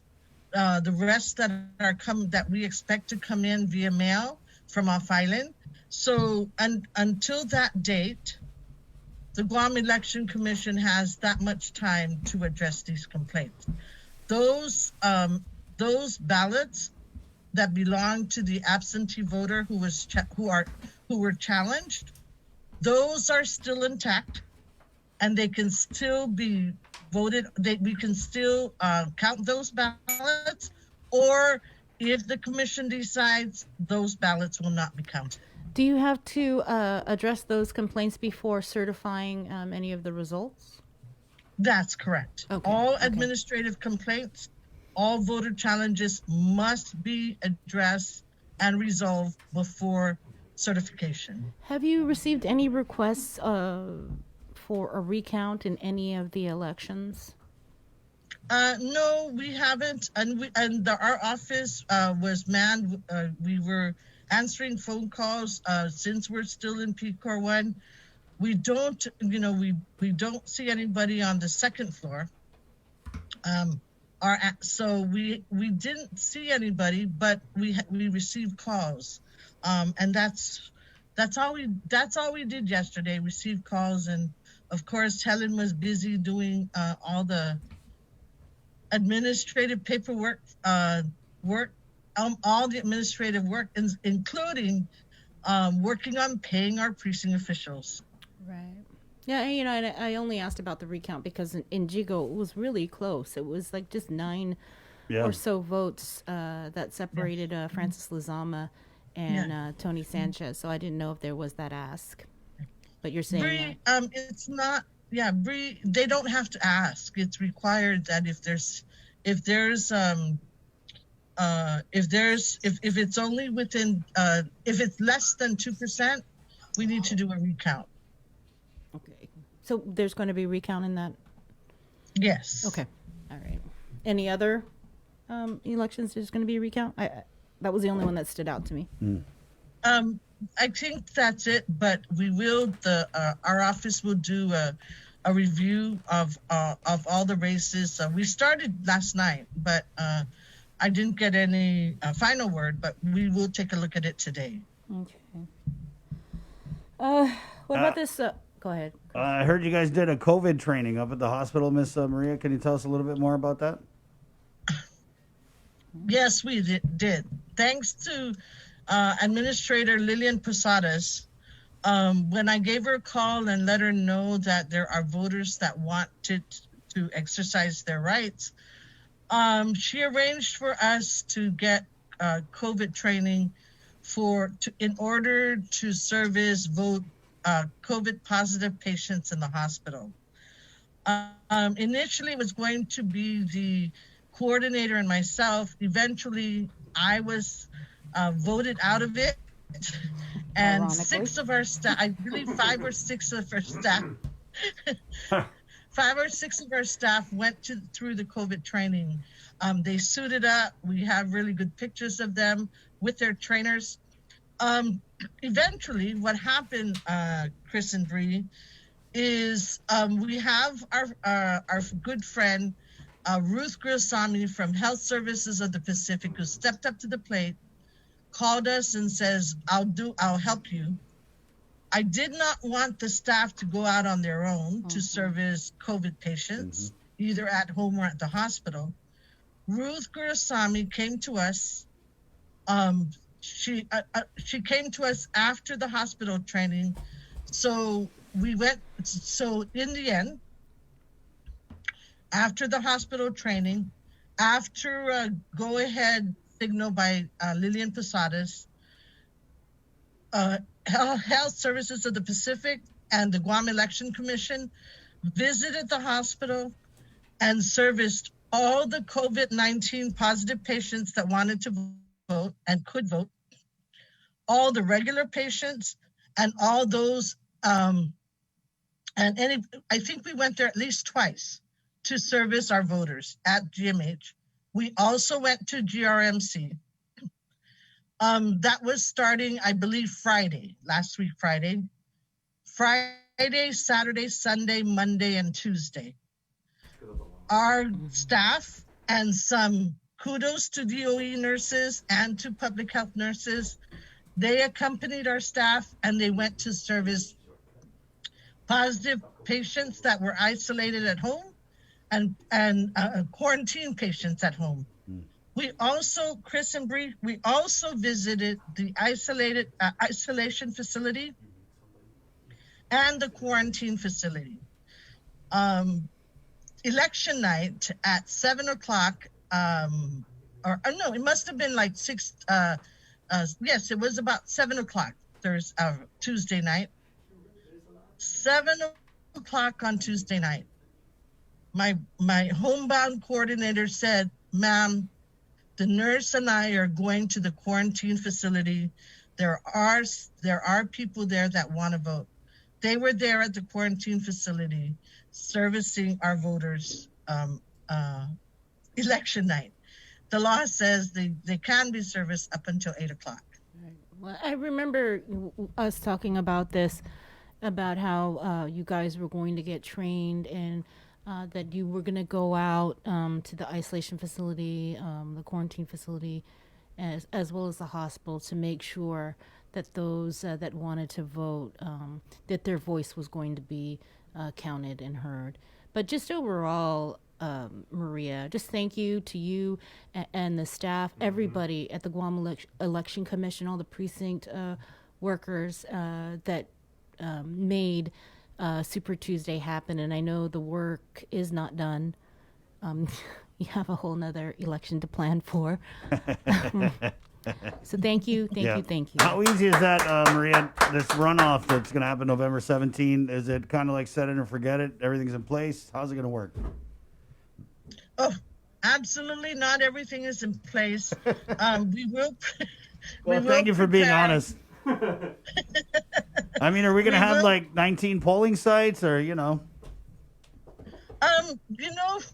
From our conversations early Wednesday morning, early yesterday, it sounds like with legal counsel and the commissioners, when I was half asleep, it looks like we're going to do it the same way. The 22 polling sites, the precinct officials, it looks like we're going to go island-wide. But again, those decisions won't be made until tonight. Okay. Have we had a runoff election before? I can't even remember. I want to say we had one kind of recently. Do you recall, Maria? Is this our first time having a runoff election, or we've had one before? I can't remember. Chris, I don't. Go ahead. Who? Go ahead, Miss Maria. I never ran a runoff election. Oh, yeah. Okay. Yeah, I don't remember. I think I had a dream about one, probably. I mean, Sorry. of course we would have a runoff election during a pandemic. I mean, yeah, of course. What else, 2020? What else? Bring it! Please don't say that. My goodness. Yes. Yeah, that's just what kind of year it is. We're going to have a runoff Of course election. it would take a couple days to count the presidential election. Yep. Of course we're canceling Christmas. Aye, a day. Yeah. Did you hear that? Did you get the memo, Miss Maria? We're canceling Christmas. No, I didn't, and I'm sure my staff did not get it either. We're still doing all the praying and the novena, but the presents, that's canceled. Okay? Okay. Okay. And anything else, Maria? When they were talking about island-wide for the one seat or one office election, I kept thinking about, oh my goodness. But then, when the results came out and it was only 50.1 or 52%, whatever the final was, I said, okay, we're ready. We're going to do it. We're going to increase that voter participation in the heat of the pandemic. So here we are, ready to plan. Here I am, ready. Our staff will be coming in shortly, and we will begin the planning and to execute the 2018 runoff election for the position of congressional delegate to the U.S. House of Representatives. Ms. Maria, just on behalf of the voters, of the people of Guam, and even on behalf of your very own commission, just want to commend you and the staff just for working hard and, doing the thing. I was talking to you last night, and I don't know if you guys got enough credit for creating an election where, almost 30,000 people felt like it was safe to go out and vote. So just wanted to give you the props on that. Viva GEC! Viva! Situas Masi to all of you. Okay, Ms. And Maria. we couldn't have done it. We could not have done it without our media partners. Our media partners play a crucial, super integral role. Can you just say that? But can you just say we couldn't have done it without the link, and don't leave it generic that we put it in a promo. The Guam Election Commission could not have done it with our great media partners. Situas Masi. I can edit it. I can edit it. Thank you, Miss Maria. Maria. What do we got, Jay? Hold on, Miss Maria. What do we got? Oh, we have got, because it's the morning, we are doing virtual. Oh my God. And everybody worked so hard yesterday. So we got virtual bacon, we got virtual fried spam, we got virtual pork belly, virtual frittata. Yeah. We're going all protein today, baby. Yep, it's all protein all day. Are there doctors in the house? Yeah, and then we got a doctor in the house too, okay? Thank you, Miss Maria. Okay, stop. Can you imagine eating frittata this early and it's going to stay in your mask with you? Ew. What do you mean ill? That's good. They should make frittata body spray. I don't eat Frittata body I don't eat frittata. You got to try it with the meat. You know, my uncle puts you got to put the big chunks of the pork in there, like loin. Oh, It's not just all guts and blood. You put some meat in there for the kids. You know what I mean? In high school, one of my teammates, his mom always said, if you guys want to perform well in the game, eat some pork belly. Yeah, if I ever go in the hospital, guys, like I told you, I want 1 IV of Finadeni, 1 IV of coconut milk, and just throw in an IV of frittata. Wow. Yep. If that doesn't work, you know, call the Serrana. You're like your blood pressure is fine now. Yeah. No, However, he needs this, doc. He However, needs your it. cholesterol is like times 4. Hey, 739 mayors, vice mayors, sorry. We're coming to you right after the break, right here on the link. It's The Breeze, 93.9. Good morning, Guam. The holidays are almost here, and we could all use an extra dose of cheer and joy this year. So, we're breaking the rules and giving you a holiday head start on Breeze 93.9 FM. Throughout the months of October and November, listen to the special holiday head start blocks of all the season's favorites from 2 p.m. to 3 p.m. and again from 8 p.m. to 9 p.m. Let's try to make spirits bright and make this the most wonderful time of the year. Happy holidays from Breeze. Life as we know it changed this year. Our health, families, jobs, and finances have been in jeopardy. We've witnessed loss in more ways than one. And at a time when nothing could be more comforting than coming together to fill this loss, share the love, and lean on each other for support, we've been asked to stay apart for our own safety.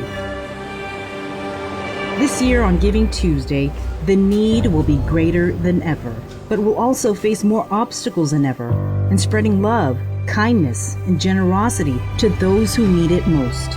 So we're challenging you, yes, all of you Guam, to help create a wave of generosity like we have never seen before. We can all do it. Small acts, big acts, businesses, schools, churches, clubs, men, women, children. Let's do this. Giving Tuesday is this December 1st. What will you do?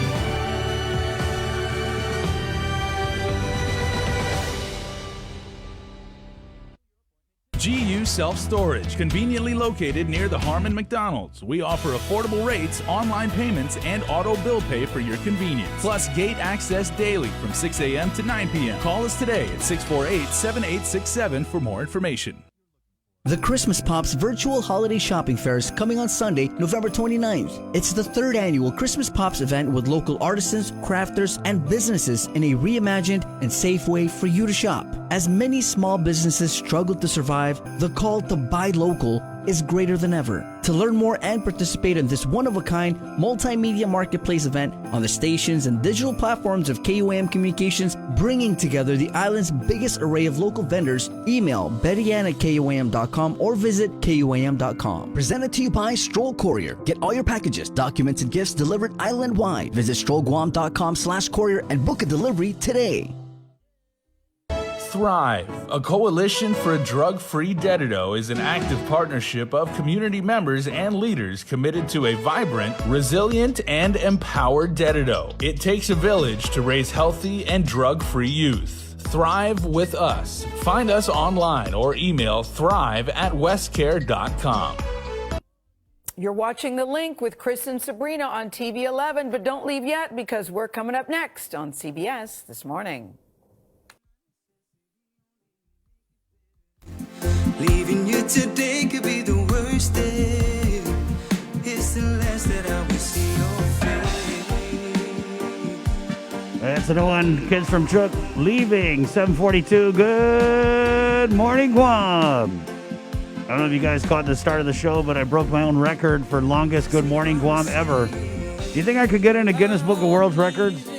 Like one of those like cheap records that no one else will ever do?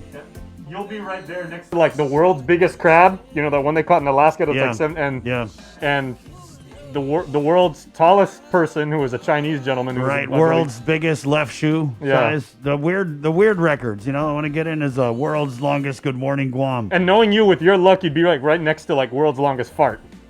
They would put you and that guy next to each other, or girl, you know. Not sure how to take that. It almost sounded like an insult. Bro, if you were in Guinness Book of World Records, I would actually Maybe ask I you should to just sign go up. for world's longest fart then. If that's the case. Hey, shoot for the moon, man. FOMO, dude. Okay, thanks. Aim high, right? Yeah. Aim high. You only live once, bro.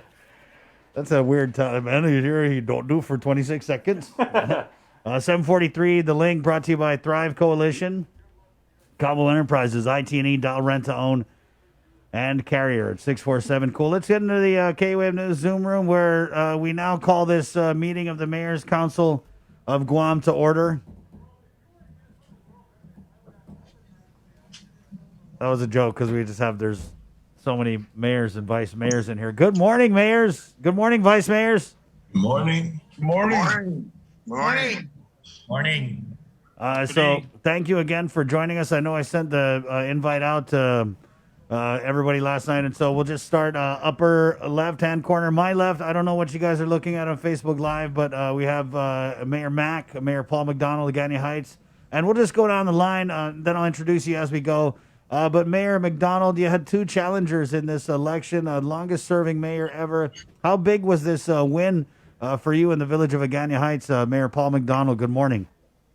Good morning. Nafa day. It was a good run.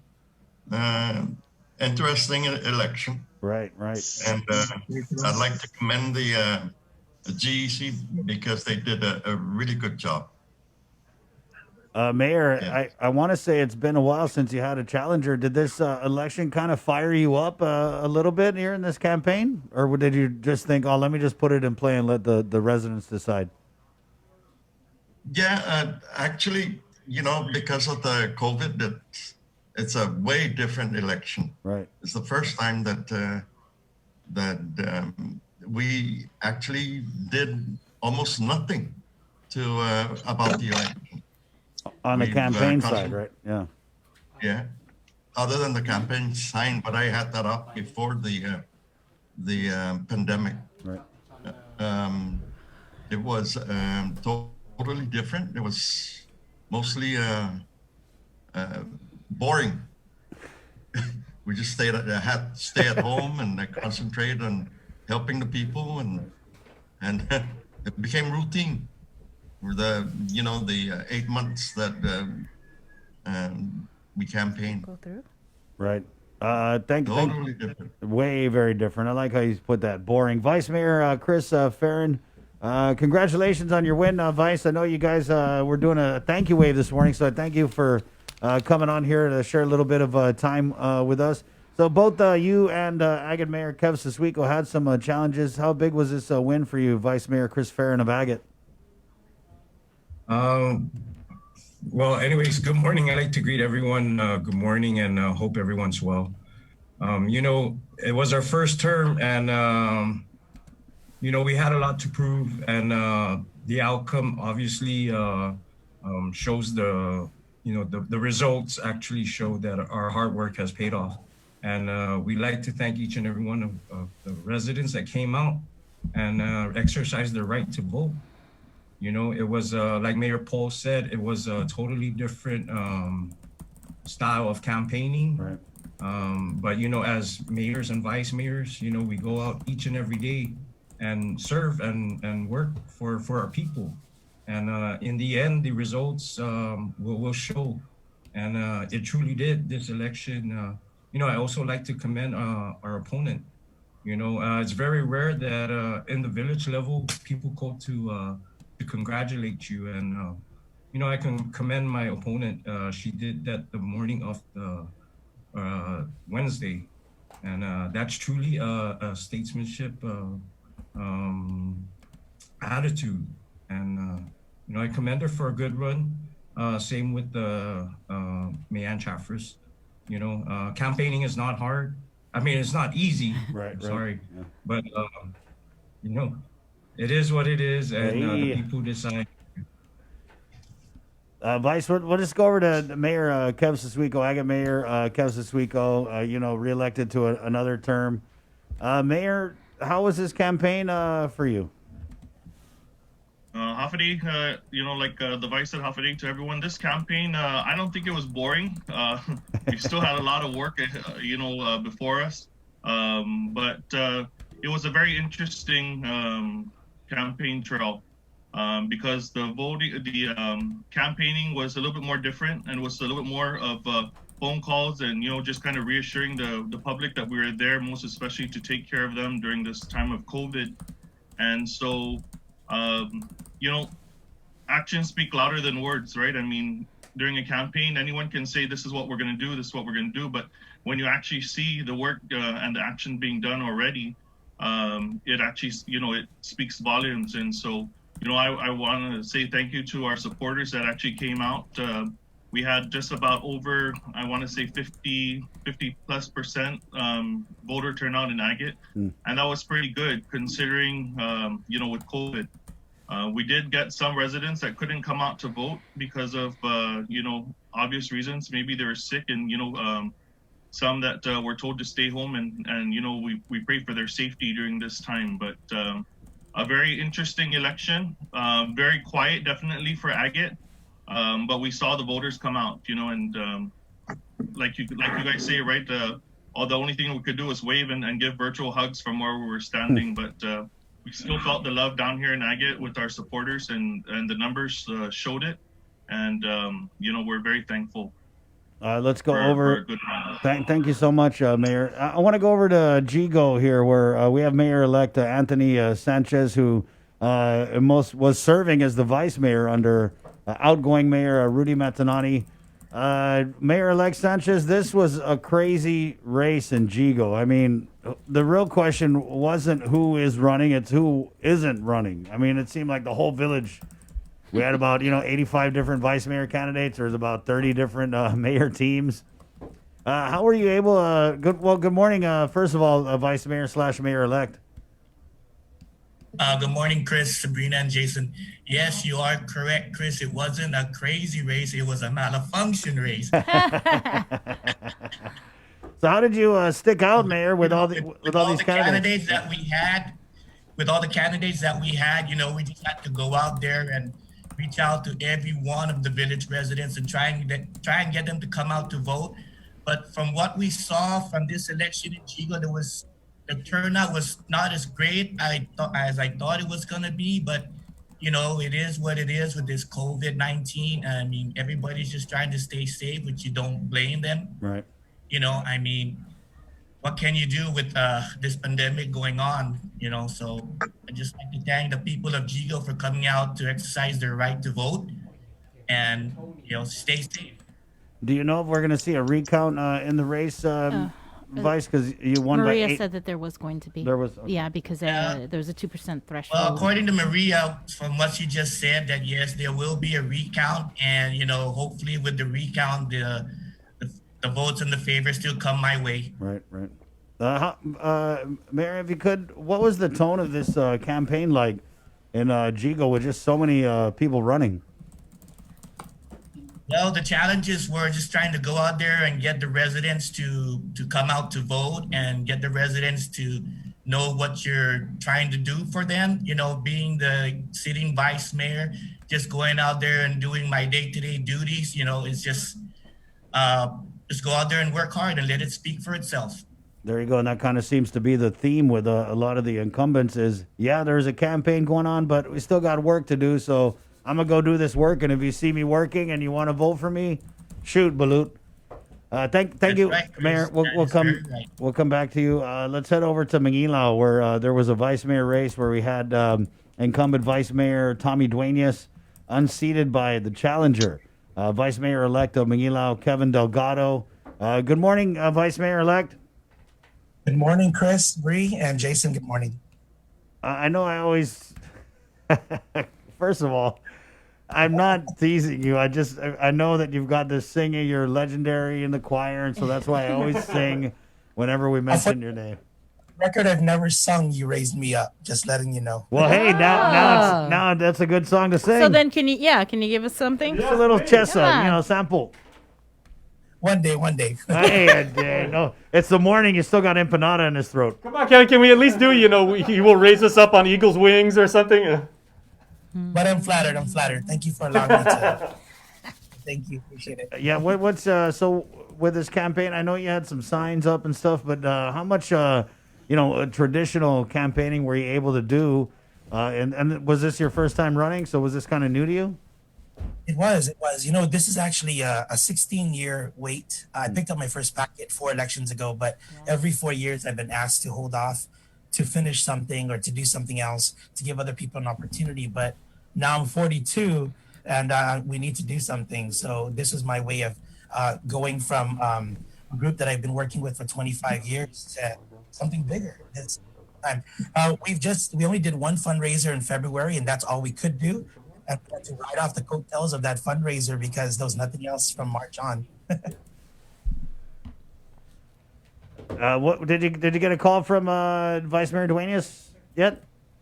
No, I haven't, not yet. I'm sure that they're busy, but I did get a congratulatory from my mayor, Alan Ngata, so that was nice. Right. So how would you describe it? Because that's kind of interesting how you have a mayor, vice mayor, and then sometimes they don't always run together. But what's the working relationship you plan on having with Mayor Alan Ngata in Mogi Town? Well, thankfully, Alan and I already have a working relationship we've had for over 2 decades because me working at one side of the highway and him working at the other side of a highway, him going from maintenance, we work together in the mayor's office. So we're excited. It's going to be different because he's a Republican and I ran under the banner. Yeah. So it's going to be different, but we're confident that it's going to work, definitely. Okay, Vice Mayor-elect Kevin Delgado. Let's go over to, I want to go to Inarajan, where we have Tony Chargaloff, TC 2020. This race, with the incumbent mayor, Doris, not running for re-election, it was pretty hot, and it was a long time in the making, Tony. I know that both you and Ken Mantanotnia had, people knew you were running, obviously, right? So how big was this victory for you in Inarajan? Tony Chargaloff, the mayor-elect of Inarajan, now joining us. Good morning. Good morning. First of all, I'd like to, of course, say good morning to all the other mayors who prevailed in this election and vice mayors as well. I also like to give a big shout out to the people of Inarajan who came out and supported me in this run. My campaign started 4 years ago, back in 2017. And fortunately for me, I put together an executive committee spearheaded by Mariette Aguilar and a great team. Back then, we had talked about how would be the best approach to get out there and do the campaign. Fortunately for our team, we have an individual by the name of Dominic Sablan who encouraged us to use Facebook, use Instagram, and use social media to its potential. And back then, because I'm not a Facebook user nor am I an Instagram user, I wasn't quite receptive to the idea. Fortunately, I was able to embrace that. And, again, by the guidance of my executive committee, that's how we started the campaign. So well before the pandemic, we were already out there on social media and all using that to its potential. But even while we were using that, I also went out and basically hit 4 or 5 homes every week. That was the target goal, and that's exactly what I did. What I say it wasn't as easy, but using social media made me reaching out to everybody that much easier. So it's been really well. I learned so much in a very short order. I want to say also, or add on to this, that on election day in particular, my wife and I went to the church in around St. Joseph. We prayed. As we were driving up to vote, I pulled over our opponent's camp, wished him the best of luck, wished him well, him and his wife. We went up and voted and pretty much waved the whole day. I want to say also that on Wednesday morning, Mr. Ken Mantanotnia, gave me a congratulatory call. One of the big things that I had mentioned to him, and one of the big things that I want to say unprecedented, perhaps in our village, is that he and I, nor did our headquarters or our team ever do any mudslinging and what have you. And I told Ken that I'm very thankful for that, because I really don't want to use any energy or time having to repair relationships. So thankfully for that, I think we're all going to be united as one again. Ken and I both agreed that, we'll do what's best for Inalon. And I was in a position where, however things go, whether I prevail or I lose, whatever the case may be, I always know that God has bigger and better plans for me. Fortunately, though, this was His plan, and I embraced it. I'm receptive to it, and I'm ready and willing to continue my service to the people of Inalon. Thank you. Thank you, Mayor-elect. That's good to hear, because it could have easily went the other way, where you have a contentious election, especially in a small southern village. A lot of people on different sides, and us in Guam, sometimes we're a sore loser, right? So it's good to see that in some cases here the opponents have reached out and touch base and congratulated. Let's go from Inalon. Let's keep it southern and go to Moleso Mayor Ernest Chargaloff, who. This was also a hot race in the village of Moleso, small village, 4 people running for mayor. And, first of all, congratulations, Uncle Ernest. Thank you, Chris. I want to thank KUM for bringing us not only before, but after to engage in what we plan to do. Well, Chris, my opponents and I, we all have our own family and friends network. I believe what brought me over the hump over them, because we can match each other, family to family, friends to friends. What I believe put me over the hump is that while they're running from what they plans to do for the village, I'm running on what I've done and what are to come. So, like Mayor Shriko said, anybody can talk up a storm, okay? But people can gauge my performance for the past 11 years. And what we've done and what we continue to do, and I run on that basis. And I have supporters on the other side on the opponent side, but they're more closely affiliated in familial ties as well as relationship wise. But they cannot have their cake and eat it too. So they gotta go where their heart is, and I give them my blessing that to go support your uncle because that's your dad's brother. Right. So there's no way that I expect her to come to me when it's more righteous that he goes and support the uncle or aunt. And then when the process of elimination comes and their roosters don't win, they can come back to me. But we gotta win not with the ability to break families apart and the bonds of friendship that have been forged. We gotta accept that. And let it fall into place. If they get eliminated, then they can come back to who they believe will do a better job. But I believe the people that are in between, that are not affiliated to any of the 4 candidates, are the ones that will put any of the candidates over the hump to be victorious. Because we live in one village, and what we do, what we fail to do, affects all of us. Right. So I continue to do what I need to do. I have plans that have yet to be implemented because of the budget constraints. But I'm not going to roll up my sleeve. I'm sleeveless. But I'm going to continue to do what I need to do, because what I do or fail to do will impress my people. Should I have aspirations to run again? Right. I'm guys that don't run on the track record that have done good for the village, not only for the village maintenance, but also the service to our people. Thank you. And that's why it's very hard to be an incumbent, Chris. Right. Because they have a track record that the public can engage themselves in. While the opponents are speaking of what they plan to do, or what the failures or the incumbents have done. Okay? Well, that's why I need the residents. That's why you have council members to embrace the mayor and give him recommendations and suggestions on what plans the opponents would like to implement. If I don't get any message from anyone, then I'm going to assume that everything is hunky-dory. That's why you have your council members to reach out and to help run the village, which is hard.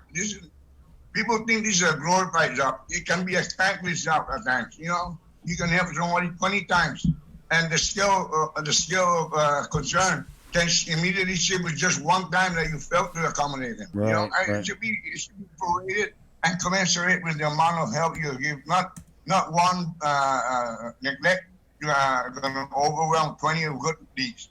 So I thank my people that came up to vote. I thank everyone that he came up to exercise the right to vote. Thank you, Mayor. And most especially my supporters for the continued support. Thank you, Chris. I like that. We're not going to roll up our sleeves because we're wearing tank top. Yeah, that's right. We got short sleeve, boy. We got short sleeve. Hold on a sec, Mayors. We got to take a break here. We're KUAM-FM and Agotni, Guam. This is the link on the breeze.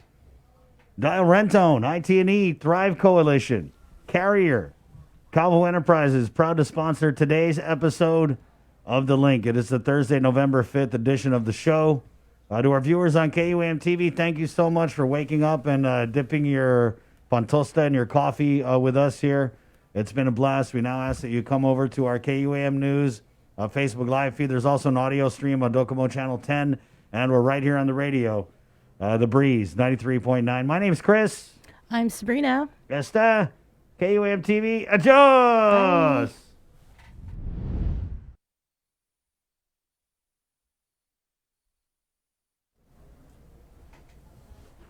And we're back. We'll continue with the Mayors next. It's 8:03. Again, this is The Link on The Breeze, 93.9. The Christmas Pops virtual holiday shopping.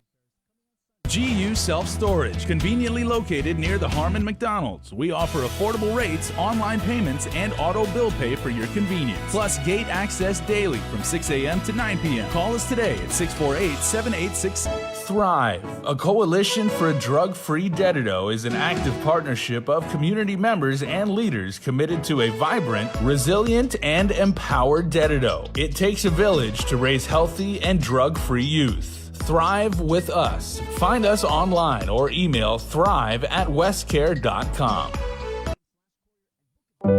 Life as we know it changed this year.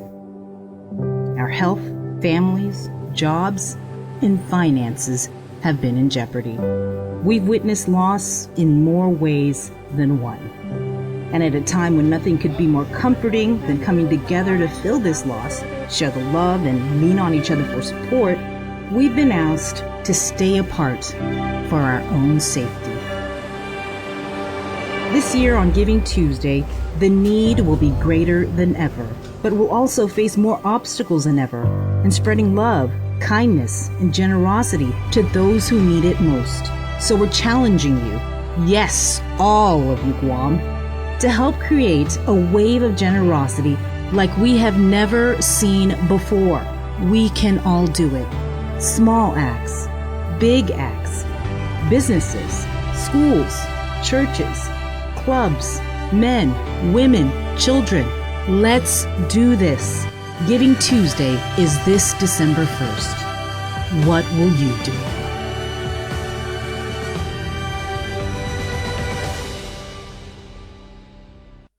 Uproar Race to 21 Challenge. 2020 is 1 year we can't wait to put in the rearview mirror. So lace up, get ready, set, and run to 21 with the Guam Rona Challenge. Join the virtual challenge starting now through December 31st. Go at your own pace and select from 100, 2, or the 300-mile challenge. To register, visit runtochallenge.com. Special thanks to KUAM Communications, Trench Challenge, and Kill Cliff. This is an Uproar event. Proceeds benefit the Special Olympics Guam.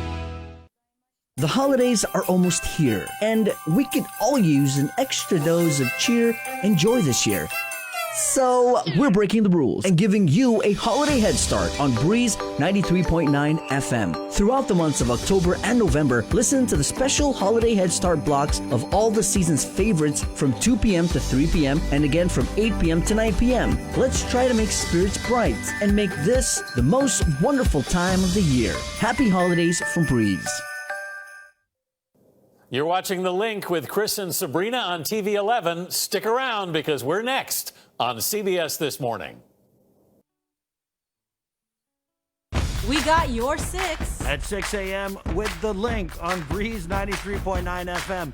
Bree and I connect you with all the latest news and information you need to know to start your day. Then check back with Guam's news leader at 6 p.m. for the day's top headlines with KUAM News Primetime. From 6 a.m. to 6 p.m. and everything else in between with KUAM Digital, we got your 6.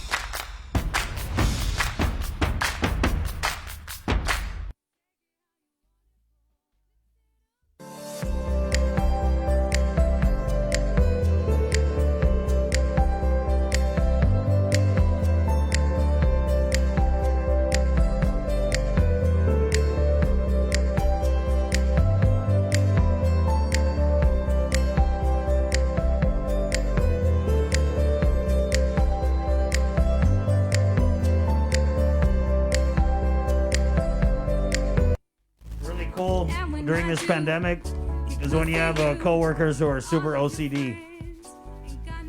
I feel like Jason Solis has probably saved our life like 100 times. He doesn't even know it. He's so OCD that he gives us wipes. I don't know if you guys watch the show. Every 15 minutes on the dot. Yeah, he gives us wipes. So we'll be doing an interview, and then you might see us like, oh, we get the wipe, and then that's Jason Solis. Hey, man, the 3 W's. Watch your distance, wash your hands, wear your mask. Wipe your doggin. Yeah.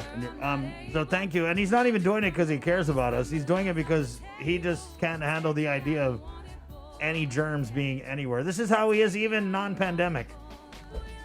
Right? He doesn't touch. You remember in was that Iron Man or Avengers where they tried to give Tony Stark and he's like, I don't like being handed things. Yeah. That's Jason Solis. Is it any wonder why I'm single?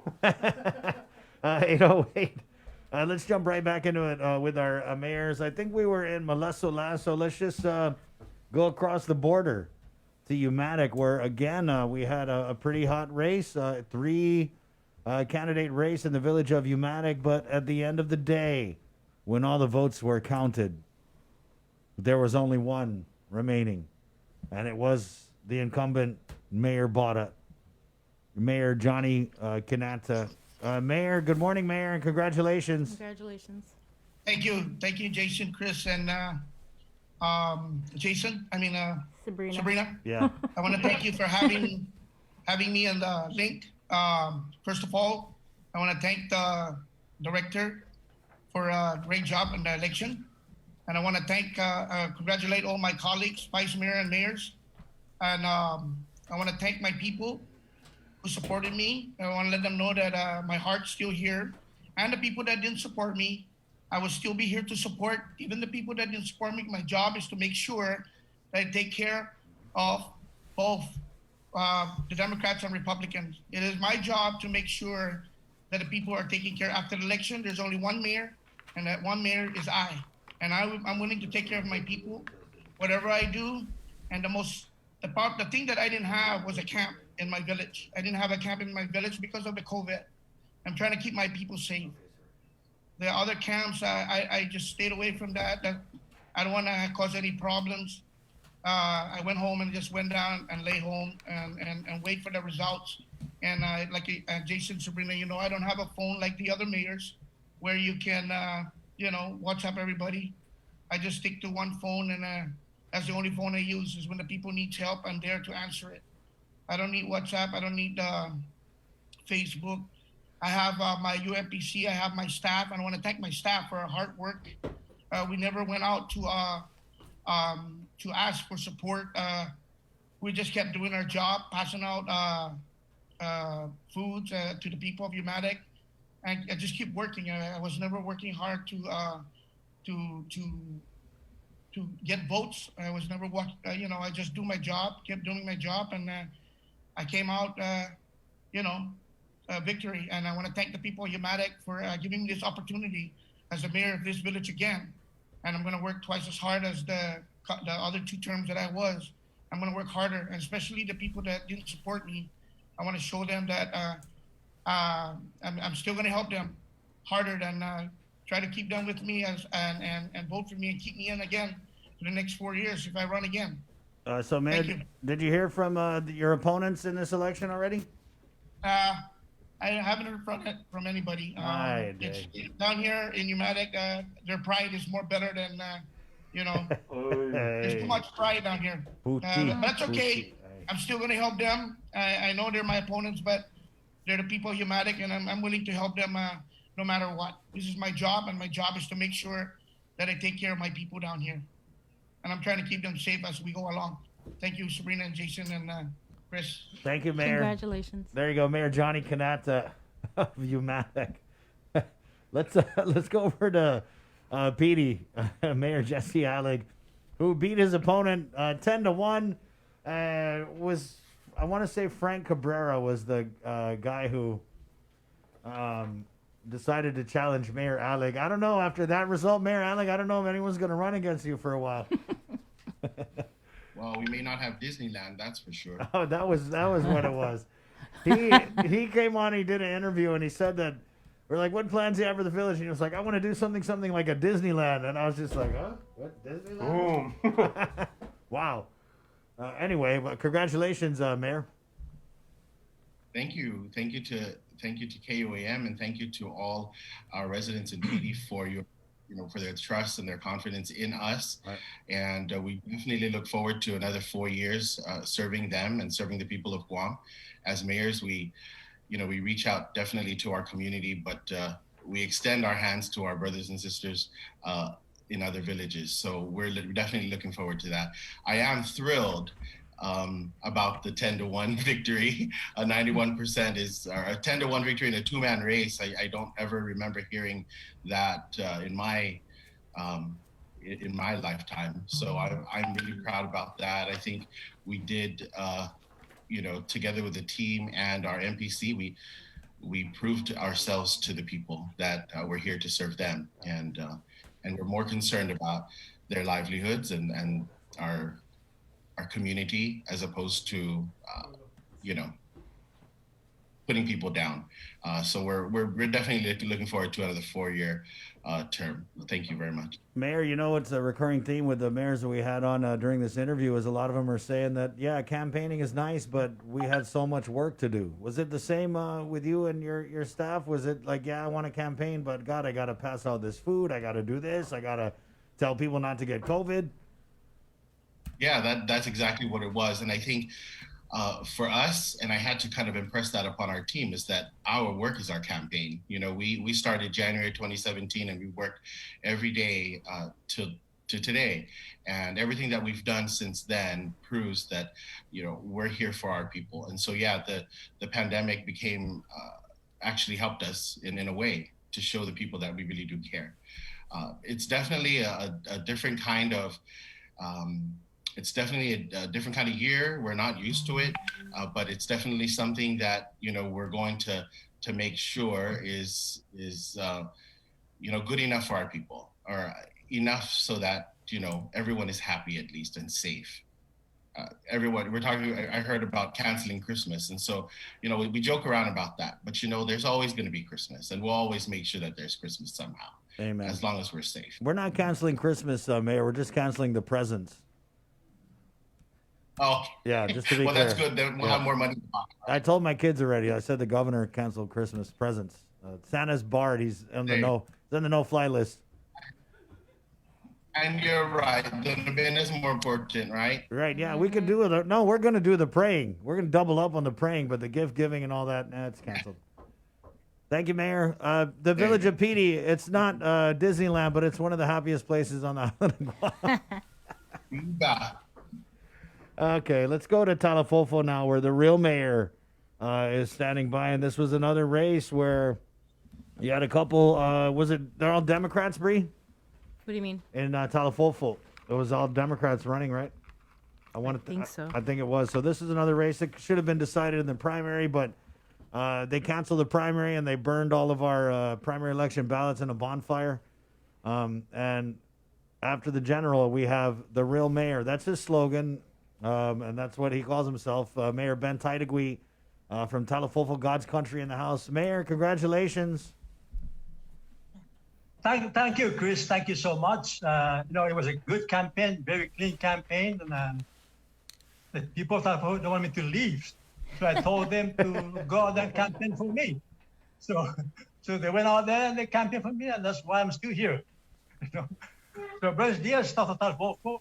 Good morning, my dear people of Talafofo. I extend to you all my deepest heartfelt thank you and undang legitimasi for your vote of confidence. Despite the pandemic, you took the risk to come out and exercise your right to vote.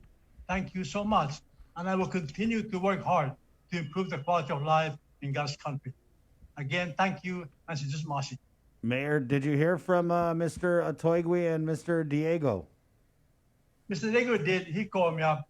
He offers congratulations. I haven't heard from my primo, Albert. Aye, a day. That's okay. Aye, a day. Well, at the end of the day, you're still primos. That's right. That's my still family. There you go. Mayor, how many terms is this for you? Thank you so much, sir. How many terms have you had? This is my fifth term. Wow. So you're Actually. you're catching up with Mayor McDonald. That's true. See, he's the first, the top one, and second one. Right. Oh, there you go. So wow, there's some seniority on this Zoom room right now. Who else we got here? Yeah, Thank you, Mayor. Congratulations. Let Mayor Louise Rivera. Now, this was another race where her opponent, Alan Tirado, Mayor Louise, the tone, I felt like he was, and I'm all for any, if it's there and it's a record or, anything, I think anything goes in a campaign, but the tone of it with Mr. Tirado, I felt like he was coming pretty hard for that mayor's seat. But when it's all said and done, that's still your chair. So congratulations, Mayor Louise. Thank you. Thank you very much, Chris and Bree. I'm very honored and very thankful to everyone, for the show of their love and support and the numbers that came out. It has been overwhelming. I'm very grateful and humbled. And yes, I was concerned because my opponent has excellent, media outreach, and he's has very good graphics and all that. So, that was a plus. But, at the end of the day, we still had work every day, like the other mayors were saying. We had to continue to serve our people, get food out there, deliver homeworks, go out and place dog traps, try to catch dogs and fix roads, fill potholes. There was still a lot of things to be done. Right. And, with all the criticism and everything that was coming in, we're only one person. Mm-hmm. And if people want change, they should step up, come up and, help and, or talk to us. Mm-hmm. But, it was just a real surprise, being able to see all this, things go out on the social media, about wanting change. And, I've been here for 30 years. And, it was all new to me, seeing the things that were being said about our administration, our office and things. But as you know, too, my vice mayor has retired. Mm-hmm. We've been here, just continuing to do the work. And I can't do it alone. And I'm going to admit that. I'm very grateful for all the wonderful members in the community, the businesses that have come out to support and make things happen. I really thank you and appreciate all of you. Well, style, doesn't beat out substance. So congratulations to you. Did you get any phone call from Alan? No, I did not get any phone calls from, Mr. Tirado or Mr. Calvo, who was the writing candidate, mm-hmm. But Mr. Calvo did send a congratulatory message to me on our neighborhood watch. Right. How excited are you to work with the new vice mayor? And are you guys friends, or you've worked in the past together? Mr. Tovis? With the new vice mayor-elect, he has been a part of our staff. He has been a maintenance personnel. So, a lot of people have encouraged him to run. They believe he deserves the job, since our current vice mayor has been out sick. Albert has stepped up and has been, helping to respond out in the community. And so, doing traffic control, escorts. He's also the president of our senior citizens, our center. He's also, I believe, the senior citizen president for all over the island. They have voted him in, and so he's retired. He's retired military, Navy. So he's well known and has been out there for the community, and it really showed in numbers how people appreciate him too.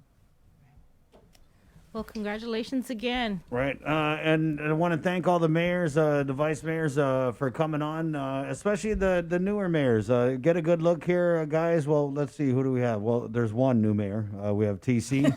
The rest are incumbents. Kevin Delgado. Mayor Sanchez, of course, of Jigo, Vice Mayor Kevin Delgado. Thank you guys for attending this Mayor's Council meeting here on The Link. especially Hello. Yes, and thank you guys. Thank you, mayors, vice mayors. We're going to let you go ahead and go in the KUAM News Zoom room. We have our post-election at Merienda. It's not anything like what we get at the Mayor's Council of Guam, especially when it's Umatic's turn to serve. But we tried. We tried, okay? So, Mayor Johnny, there's thoughts of manioc, okay? It's, we got frittata. Jason made frittata, so it's mostly. Thank you. Okay, thank you, Mayor Johnny. Mayor Louise, congrats again. Thank you. Have a good day. Mayor Ernest, Uncle Ernest, thank you. Vice Mayor Kev, Mayor. Thank you, everyone. Thank you. Mayor Sasuiko, Mayor Paul McDonald, Mayor-elect Anthony Sanchez Ajigo. Thank you, all right, and Viva Guam! Thank you. Viva Malaysia. Viva Guam. Viva Jigo. Viva Malaysia. Viva Guam. Viva KUAM. Viva! If this was a normal year, Chris, you would have done an epic number of almonds right there. Right, It would have yeah. taken you 5 minutes just to go down the line. It'd be longer than the interview. Maybe from 6 feet. Right, air almond, Jay. Air almond. 8:24. We can take a quick break and come back with. So we basically had almost all of the winning senatorial candidates. We put out the ask for a few, and we'll see who's coming on the Zoom next here at 8:24. Real quickly, let me just give an update on the Sure. presidential election. Oh, yeah. Again, it's first to 270 electoral votes. Biden currently has 253 to Trump's 213. They're still waiting for results in Arizona, Georgia, North Carolina, Nevada, and Pennsylvania. Again, Biden leading 253 electoral votes to Trump's 213. Joe Biden, he delivered remarks on the state of the race about a half an hour ago with Kamala Harris in Wilmington, Delaware. Good afternoon, everyone. Kamala and I are here to make a brief statement, and I'm sure we'll have more to say later, and either tonight or tomorrow. But let me begin by thanking the press for being here and thanking everyone else. My fellow Americans, yesterday once again proved that democracy is the heartbeat of this nation. Just as it has been the heart as an American president. The presidency itself is not a partisan institution. It's the one office in this nation that represents everyone. We've flipped Arizona and the 2nd District of Nebraska. Of special significance to me is that we've won with the majority of the American people. And every indication is that that majority will grow. We have a popular vote lead of nearly 3 million votes, and every indication is that will grow as well. Indeed, Senator Harris, God bless you all, and may God protect our troops.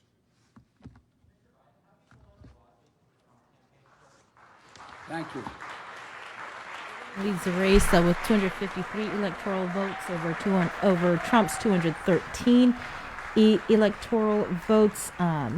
Make sure to join KUAM TV8 and TV11 for the latest election coverage, which kicks off live at 10 a.m. on both stations. Catch The Link on Breeze 93.9 FM every weekday morning from 6 a.m. to 10 a.m. with simulcast Mondays on TV8 and Tuesdays through Fridays on TV11 from 6 a.m. to 8 a.m. Chris and Sabrina connect you with the latest news and information of the day. The Link, only on the stations, networks, and digital media of KUAM Communications. Presented by IT&D, Calvo Enterprises, Inc., and Carrier Guam. GU Self-Storage, conveniently located near the Harmon McDonald's. We offer affordable rates, online payments, and auto bill pay for your convenience. Plus gate access daily from 6 a.m. to 9 p.m. Call us today at 648-7867 for more information. Life as we know it changed this year. Our health, families, jobs, and finances have been in jeopardy. We've witnessed loss in more ways than one. And at a time when nothing could be more comforting than coming together to fill this loss, share the love, and lean on each other for support, we've been asked to stay apart for our own safety. This year on Giving Tuesday, the need will be greater than ever, but we'll also face more obstacles than ever in spreading love, kindness, and generosity to those who need it most. So we're challenging you, yes, all of you Guam, to help create a wave of generosity like we have never seen before. We can all do it.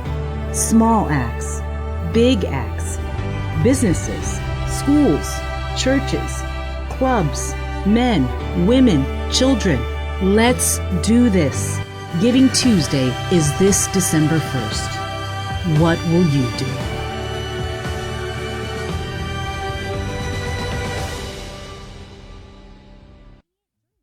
The Christmas Pops Virtual Holiday Shopping Fair is coming on Sunday, November 29th. It's the third annual Christmas Pops event with local artisans, crafters, and businesses in a reimagined and safe way for you to shop. As many small businesses struggle to survive, the call to buy local is greater than ever. To learn more and participate in this one-of-a-kind multimedia marketplace event on the stations and digital platforms of KUAM Communications, bringing together the island's biggest array of local vendors, email BettyAnn@KUAM.com or visit KUAM.com. Presented to you by Stroll Courier. Get all your packages, documents, and gifts delivered island-wide. Visit StrollGuam.com/courier and book a delivery today. You're watching The Link with Chris and Sabrina on TV 11. Stick around because we're next on CBS This Morning.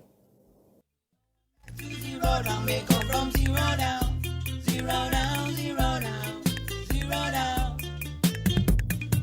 I wanna ride in my Guam bomb, stroll all around, rolling up from the Lido and back to zero down, may come from zero down, zero down, zero down, zero down.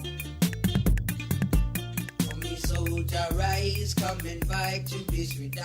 Feeling alive by an eye reggae paradise. From me soldier rise, coming back to this freedom.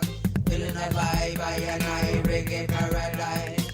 Every time we jam and night, you know we got that vibe now. Rastafari and I, we tend into this world now. And congratulations, of course, incumbent Dedido Mayor Melissa Tavares, who wasn't able to join us on the Zoom, but that was a big win for her. As well as she faced a great challenge from Republican Jose San Augustine. Jose Aquaji San Augustine. Right. She was invited to come on the show, but she's currently participating in that conference with the U.S. Surgeon General. It's happening actually right now. Right, it is, as we speak. 8:31. Jay, let's run over some of those senatorial results. All right, so recapping last night's race for the forthcoming 36th Guam legislature, it was the incumbents who had a strong showing, as well as some former senators. So the voice of the people implying towards more leadership, more change, and they're going with the veterans. So starting right off the top, Therese Terlahi was the front runner. She and current Senator Jim Moylan kind of flip-flopped on the first and second ranks throughout the night, but it was Therese Terlahi pulling away at the end and securing the number one spot, followed by Jim Moylan. Senator, Vice Speaker currently, I should say, of the 35th Guam Legislature, Talina Nelson, number 3. Joe San Augustine, number 4. Mary Torres is number 5. So the first top 5, 3 Democrats, 2 Republicans. Tony Atta returns to the legislature as he secured the number 6 spot. Senator Amanda Shelton, who she herself noted yesterday, a lot of her marketing and her campaigning played up the youth vote. She was doing a lot of social media. She was kind of keeping it light and trying to appeal to the youth and get them to vote and rally behind her. That earned her the number 7 spot. Teletypically came in at number 8, the incumbent. Frank Blas Jr., who will be joining us in the Zoom room momentarily, is number 9. So congratulations to Frank, to returning to the Guam Congress Hall. And then the current speaker, Senator Tina Rose Munya Barnes, finished number 10. Clint Rigel, number 11, the incumbent, followed by Chris Duenas and Joanne Brown, 2 former members of the legislature, and 2 Republicans who will come back to represent you downtown. Senators Sabina Perez and Peter Terlahi, the 2 Democrats who rounded out the top 15. All right, and we'll bring on former senator. He'll be making a return in the 36th, Republican Frank Blas Jr. First of all, congratulations, Senator. Oh, first up, good morning, Chris, Bree, and Jason. Thank you. Yes, it's a beautiful morning and glad to be on. You're sitting under the canopy. You're right. It is a beautiful morning. You just yes, that's why. You've been in the Zoom room for a minute, and you look very thoughtful. What are you thinking about this morning, Senator-elect? Well, first off, Jason, thanks for the virtual food. I don't think there's any more left for anybody else. We also got some pork tocino here, Senator, and crispy pata. Just in. Crispy pata for breakfast. Hope you we're planning on doing the yard today. Better take your Indocin. So we're doing this up to lunch today, or what? You got good timing. Well, first off, I'm humbled and I'm very grateful, thankful for the many people who have confidence in me and have placed their trust in me and voted for my return to the legislature in the 36th Guam legislature. And we got a lot of work to do. I plan on hitting the ground running. As a matter of fact, I'm already starting to do some stuff so that when we get in, when we get sworn in, it's continuing on. Things need to get done now. Unfortunately, I'm not going to be sworn in until January, but there are people that still need to be able to survive through the week, and that's what I'm working on. Still passing out food, taking some calls, helping some people out, and trying to just get through this crisis that we're in, and then in the legislature work in a larger scale to see if we can get this economy back up and running and get our people back to working. At the same time, working and helping to reduce this threat that this coronavirus pandemic is causing, not just to the island, but to the world. But of course, working on things to help to reduce the threat and minimize. I cringe every time I see the reports of late of the numbers of positives and the numbers of deaths that we're experiencing here, and enough's enough. We got to stop. It's got to stop. And I think, with Senator Joanne Brown, who said yesterday morning, after it was determined that she had also won a spot in the 36th Guam legislature, that, you guys don't need any training. You guys can get in there and start working from, 1 minute after, you take office. So congratulations, really. But, since, as you mentioned, the numbers continue to rise. People are continuing to pass away. What do you think should be done? Well, I think there should be more testing, and there are some processes that I'm hoping that as we speak, they're tightening up with tracing and the educational process. And along those lines, while we continue and while we let people who are positive, allow them to ride out their storm, for lack of a better term, at home. I think one of the things that we're missing is, so how do we help these people transition out of that? How, sanitize the home. I'm sure that there has been a number of cases where you've had an individual in a household that tested positive, and in many of the homes, you've got multi-generational homes, very limited space for one individual to quarantine amongst and amidst the many others that live there. But then I think one of the things that is lacking is the ability to be able then to sanitize this area, so that the virus and remnants of it that could be contracted, could be caught by other members of the family, can also get it.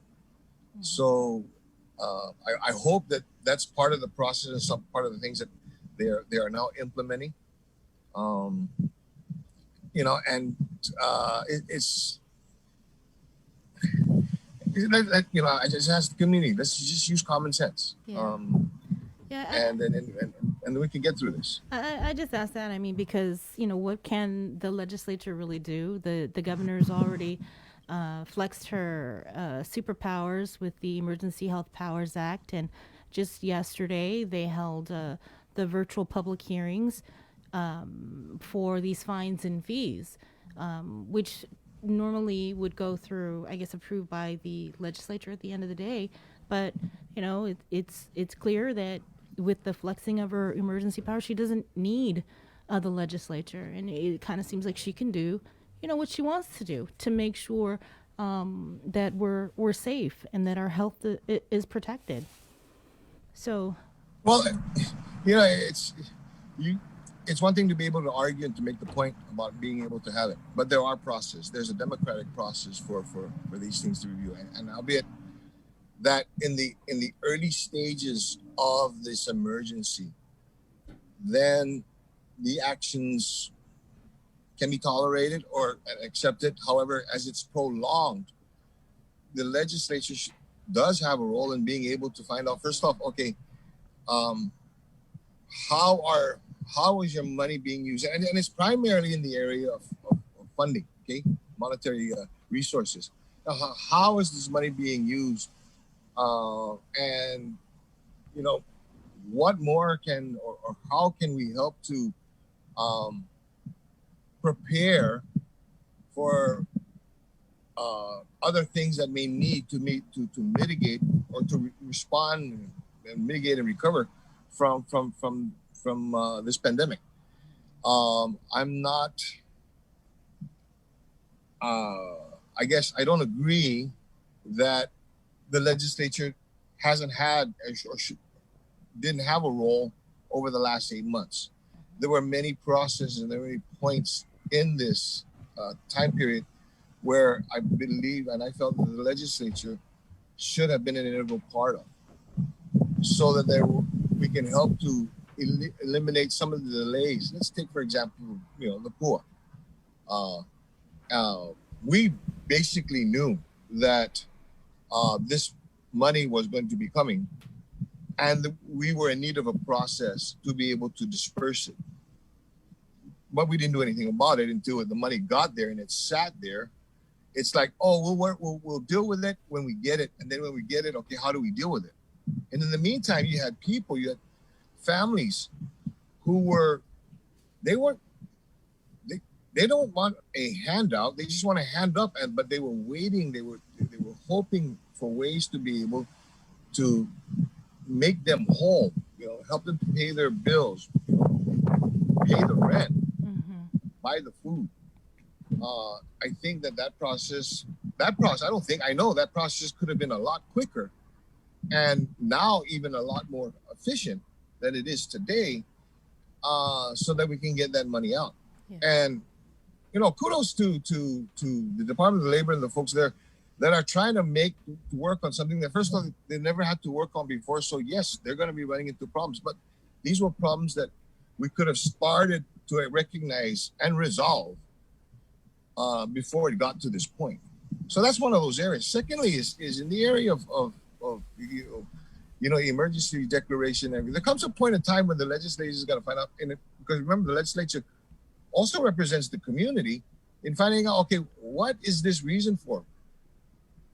What do you intend to do? Right now everybody's in pins and needles. We don't know what public health is going to do once all of their fees and everything get passed. Then what after that? Okay, there's scares of people that are going to be that they're going to have the ability to be able to walk into people's backyards. I will tell you that if they decide to do that, former law enforcement, and I know full well as far as the legal process and stuff, you better have a warrant. But that said, is what will those processes be? Do we wait? So we know now that there's going to be increased fines, but how are those fines going to be enforced, or how are they going to implement that process? And those are the questions that the legislature should take part in, because when you start to infringe not just on the rights of people, but also you're going to suspend, for lack of a better term, the laws that exist in Guam. Wait a minute, hang on, no. We got to be very careful of that. Again, it's not to say that we don't recognize and we don't appreciate the need to be able to find some way to be able to mitigate, this crisis. But you just can't arbitrarily says, on Thursday today, this is going to be the rule of the day. Oh, well, you know what? Through the night, we figured that is not going to work. So tomorrow it's going to change. You can't live in a community like that. Senator, it's called rapidly evolving.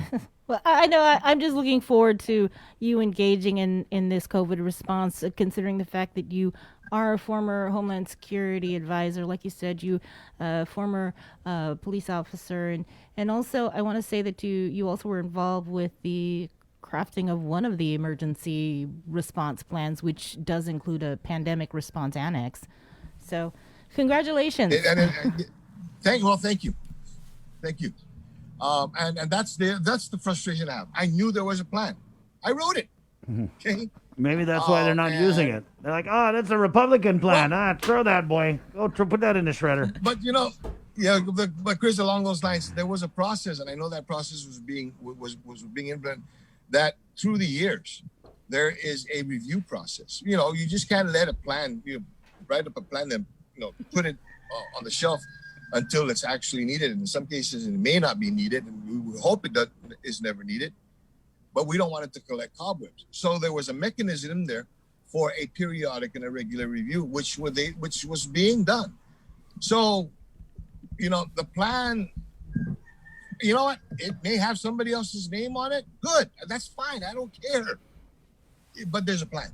And that was my disappointment, is that there was not a utilized, it really scared me when they said, well, we've never experienced this and there is no plan. Right. There is a plan. Right. There was a plan. Senator, before we let you go, much has been made about the relationship between the Democratic supermajority, which has eroded a little bit, when you look at the election results, and the Republican minority. Do you think that relationship between the two parties in the 36th Guam legislature will be maybe a little more kumbaya? I'm going in with the intent of being able to help the people. I'm going in with the intent and with the recognition that I've got 14 other colleagues that I need to work with. The Republican and Democrat thing for me ended on Wednesday night or Tuesday night. Now in this process, we've got to work for the people of Guam. And yes, we may have some philosophical differences in how it should be done. But it's working so that we do get a product, completed, done, so that we can move on. So to answer that question, I'm ready to work with them. What are they ready to work with? Yeah, all right. All right, Senator. Congrats again, and thank you. Keep us posted. All right. Thank you very much. Enjoy your thoughts out there. Okay, there you go, Senator-elect, former Senator Frank Blas Jr. 8:46. Let's keep it in the KUAM News Zoom room where we have from the Guam Education Board. Sorry, crazy delay. It happens every time we get you guys on. But we do have Jake. Can we go over the results really quick? There were 6 slots, right, Bree? Yeah. Is it 10 candidates, 6 slots? Right, 10 candidates, 6 slots, and the results for Guam Education Board. Pending official certification from the Guam Election Commission. Just keep talking here while Jason opens up his iPad. I got it. Okay, Bree's got it. Here it is. No, Bree's got it, Jay. It's cool. No, go ahead. No. Let him do it. Okay, girlfriend, go ahead. I almost said that. You did. All right, here we go. Okay, Guam Education Board. 10 total candidates ran to basically formulate policy, defend policy, and represent the will of the people in terms of education. 10 candidates, as I said, 6 make it. Dr. Mary Okada, will be talking to her shortly. She was the #1 candidate at almost 18,000 votes. Maria Gutierrez, otherwise known as Mrs. G, she even said, what was it yesterday? She's now spent 24 years that she's been involved with the Board of Education in its various incarnations. She had the #2 spot. Peter Alexis Ada finished at #3. Mark Mendiola, who has been a current sitting member of the board overseeing the Committee on Finances, and Lou Beneventi is at number 5. Robert Crisostomo, again, the principal currently at St. Anthony's Catholic School, wants to lend his knowledge, his expertise, and his passion for education to the public education discussion. He finished at number 6. Now, this is interesting because Dr. Debbie Ellen finished at number 7, and she and Robert Crisostomo had a little bit of flip-flop as far as the number of votes that they were earning throughout the night. Ultimately, it was Crisostomo, but edging out Dr. Ellen by only 70 votes. So that's going to be interesting to see that upon verification and certification by the GEC. Now, Bree, you said when Maria Pangilinan was on earlier from the GEC, if there is a difference of, is it 2% or less, then the GEC will automatically conduct a ballot recount, right? But any member, is it any candidate is able to request for a recount? Is that what you said? They can request, but it doesn't matter. It's automatic. Right. Okay. So without doing the math, it seems like Dr. Debbie Ellen is around 70 votes behind Crisostomo for that final 6th spot. So Is that 2%, Jay? Because my math teacher was kind of. division is not my thing. I'm all right at multiplication in addition. Well, to we have a whole bunch of educators Exactly. in the Zoom room, so let's just Any take it math out. teachers in the house? Let's go ahead and we'll start. We have Mark Mendiola, Dr. Mary Okada, and we put out the ask, and I'm pretty sure because of the delay in the show, we did have some of the guests who weren't able to stay in the Zoom. But we'll just start with Dr. Debbie Ellen. Good morning. And do you plan on requesting a recount of the results, maybe to see if you and Robert Crisostomo may switch places? Yeah, I hadn't even known that was an option, but I'm not about divisiveness or anything like that. I just wanted to come on and say I was just so humbled, and I'm so grateful for the support that I had, and students from even 5th grade that I had way back a long time ago, sending emails and just really supportive after the fact, because they didn't know, because I wasn't out like campaigning, just minimal. But if I could just say one thing is just congratulations to the people also who are on the board. And I do look forward, even though I may not be on the board, but to continue to promote my passion for education as if the earth matters and education as if our island matters. Really wanting to push to connect our learning on our island to our students, to connecting to our island, beautiful. There's a big truck coming by. But, just really still promoting the values and the things that I've seen have been so effective with students in the past 30 years that I've worked with students. So again, thank you so much to those who did support me. Like I said, I did not know that there was an option about a runoff or something, a recounting. I trust that people, that the counting was done correctly. So I had not even thought about that question. and best wishes. I hope to see all board members in the future and proposing some ideas about maybe moving forward in an education that is more connected to our island. Thank you so much for allowing me to come and say just a little bit. Thank you. Sure, Debbie. Thank you. Appreciate it. Thank you. Okay. So we did have Dr. Mary Okada on yesterday to congratulate her on her top vote getting spot. Well, welcome back, Doc. Have you had a chance to talk with the other members who have secured a seat on the next Guam Education Board? I did have an opportunity to speak with to chat with a few folks, and so just basically recognizing and thanking them for support and looking forward to working with all of them. You never give up an opportunity to say thank you. And so that's the reason why I came on again today, is because thank you goes a long way, whether, people just came out to vote or people specifically voted for you, you say thank you. And so that's the reason why I'm here, and really to say I look forward to working with all members of the Board of Education so that we can advance Guam Department of Education to where to really build on the work that they've done. One of the, first things I know that many folks want to get through is the third-party fiduciary. And I think that would be a significant improvement or a significant win for the Guam Department of Education to see that through. And I think folks are looking forward to, to continuing that great work that has already happened. So just want to say thank you to all who came out to vote, and thank you to all who actually took the time to run for public office. Debbie, Dr. Ellen, I know it takes a lot to run for a position, but I really am grateful that you took the opportunity to do that, and to all the other folks that may not have made it, but are still willing to contribute to helping to support our education department, and most especially our students. So thank you very much, Jesus Masi. And Dr. Okada, I just wanted to say, you really do have a lot of people to thank. I mean, when I look at your numbers, 17,873, those are senatorial numbers. I mean, if you had ran for senator, you would have been the number 2 vote getter. So congratulations. Yeah.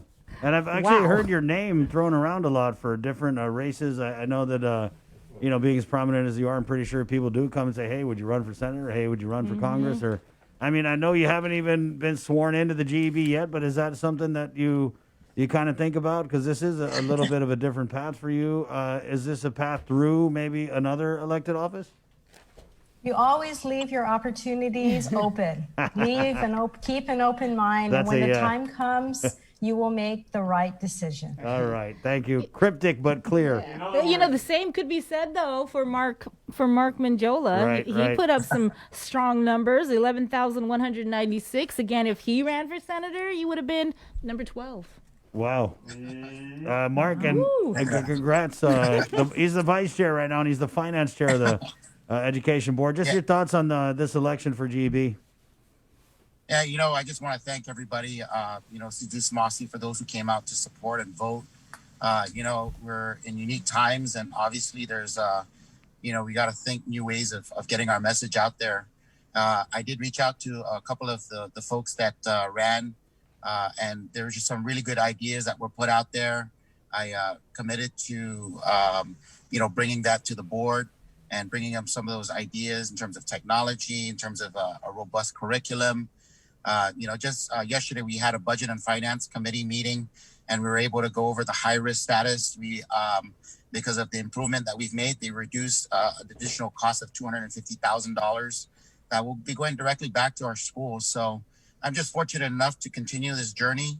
I'm glad that, folks understand the importance of what the mission is of the Department of Education. And so it's, clearly, we got a lot more to do. Mayor Chardler said, we don't, what do you call that? Don't wear sleeves. We just got to keep on. We got to keep on working. And I just want to thank the KUAM family for allowing us to bring our message out there, especially during these tough times. And so I look forward to working with my colleagues. Most of these folks I've worked with before. The elected Robert Crisostomo was on the board with me. He was appointed by Governor Calvo. And of course, I know Dr. Mary Okada, very accomplished throughout the region. And I'm pretty sure she's going to bring a wealth of knowledge in terms of finance and also ways to help improve our school system. But to those folks that did not make it, they like I said, they had a lot of great ideas. And I definitely want to continue to engage with them in that conversation. And when the opportunity presents itself, I definitely would like to bring that up before the board for consideration. And we just ask folks to continue to, watch what's going on in the Department of Education, because we're dealing with about 29,000 students, 4,000 employees, 41 facilities. And so everybody in the community just has to continue to, surround the Department of Education and protect the resources that we have so that we can continue to meet our mission for producing quality graduate students that can go into the workforce and be productive citizens. Thank you very much. Thank you, Mark. Well, congratulations. Looking forward to see you guys in action, because you're right, Mark. The Guam Department of Education, public education, your budgets were cut. You're dealing with the pandemic, trying to navigate how we're going to get kids back to face-to-face, while at the same time, more and more GDOE employees, are coming down and testing positive for COVID. Right. So, good luck to you guys. Yeah. Can I just add that, it's truly are the people in the Department of Education that make the system work. And sometimes we do have areas where we do need improvement, and we do need to, and that's what the assessments are for. That's what, transparency is all about. When the community calls us out on certain things, and how do we come up with these decisions, it always goes down to, do we engage our stakeholders and what input that they have, so that we can ensure that everybody's represented. So it's a great cross-section of the community. So thank you very much for the opportunity again to come in and thank our people for going out there and exercising their right to vote. All right. Well, congratulations, Guam Education Board members. Thank you, Dr. Mary, Dr. Debbie. Appreciate your time again. Mark, take it easy. God bless, guys. All right, Take there you go. Estad, grab some balutan on your way out. It's 8:58. We'll take a quick break, and we're coming back with a couple of the PACs. Of course, we had the Progressive Democrats with a steady presence throughout our election night coverage. So we wanted to get the there's a couple PACs that were really active here. The GAR, Guam Association of Realtors, and the Action PAC. So we got them next on the link. It's The Breeze 93.9. This message is brought to you. Life as we know it changed this year. Our health, families, jobs, and finances have been in jeopardy. We've witnessed loss in more ways than one. And at a time when nothing could be more comforting than coming together to fill this loss, share the love, and lean on each other for support, we've been asked to stay apart for our own safety. This year on Giving Tuesday, the need will be greater than ever, but we'll also face more obstacles than ever in spreading love, kindness, and generosity to those who need it most. So we're challenging you, yes, all of you Guam, to help create a wave of generosity like we have never seen before. We can all do it. Small acts, big acts, businesses, schools, churches, clubs, men, women, children. Let's do this. Giving Tuesday is this December 1st. What will you do?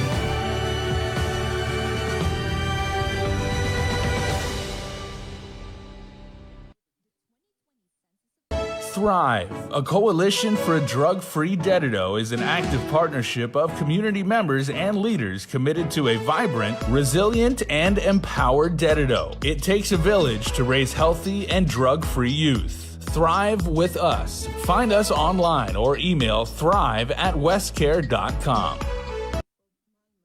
The Christmas Pops Virtual Holiday Shopping Fair is coming on Sunday, November 29th. It's the third annual Christmas Pops event with local artisans, crafters, and businesses in a reimagined and safe way for you to shop. As many small businesses struggle to survive, the call to buy local is greater than ever. To learn more and participate in this one-of-a-kind multimedia marketplace event on the stations and digital platforms of KUAM Communications, bringing together the island's biggest array of local vendors, email bettyann@kuam.com or visit kuam.com. Presented to you by Stroll Courier. Get all your packages, documents, and gifts delivered island-wide. Visit strollguam.com/courier and book a delivery today.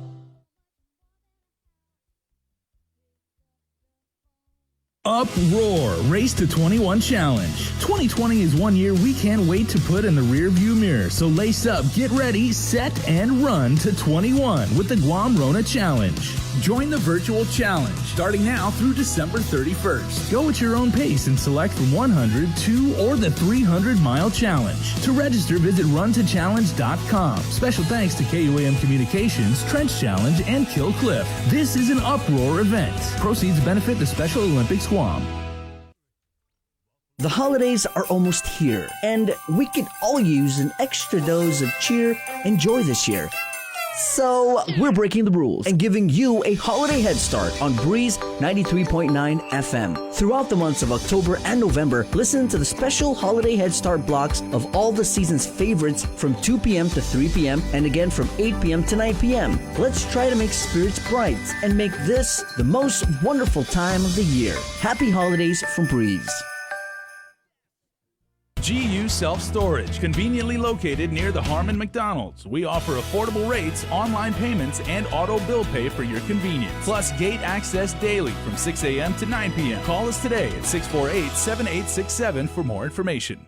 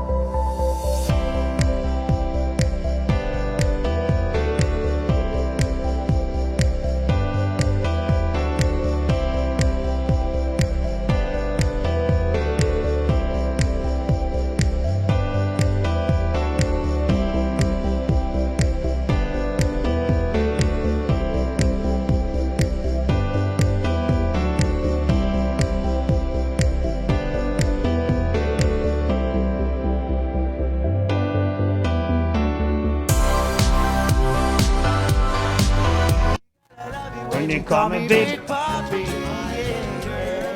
903.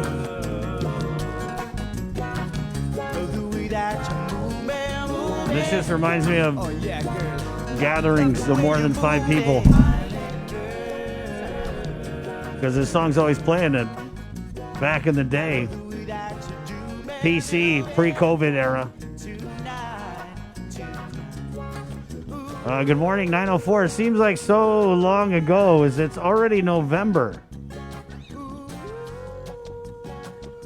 Did I fall asleep this year or something?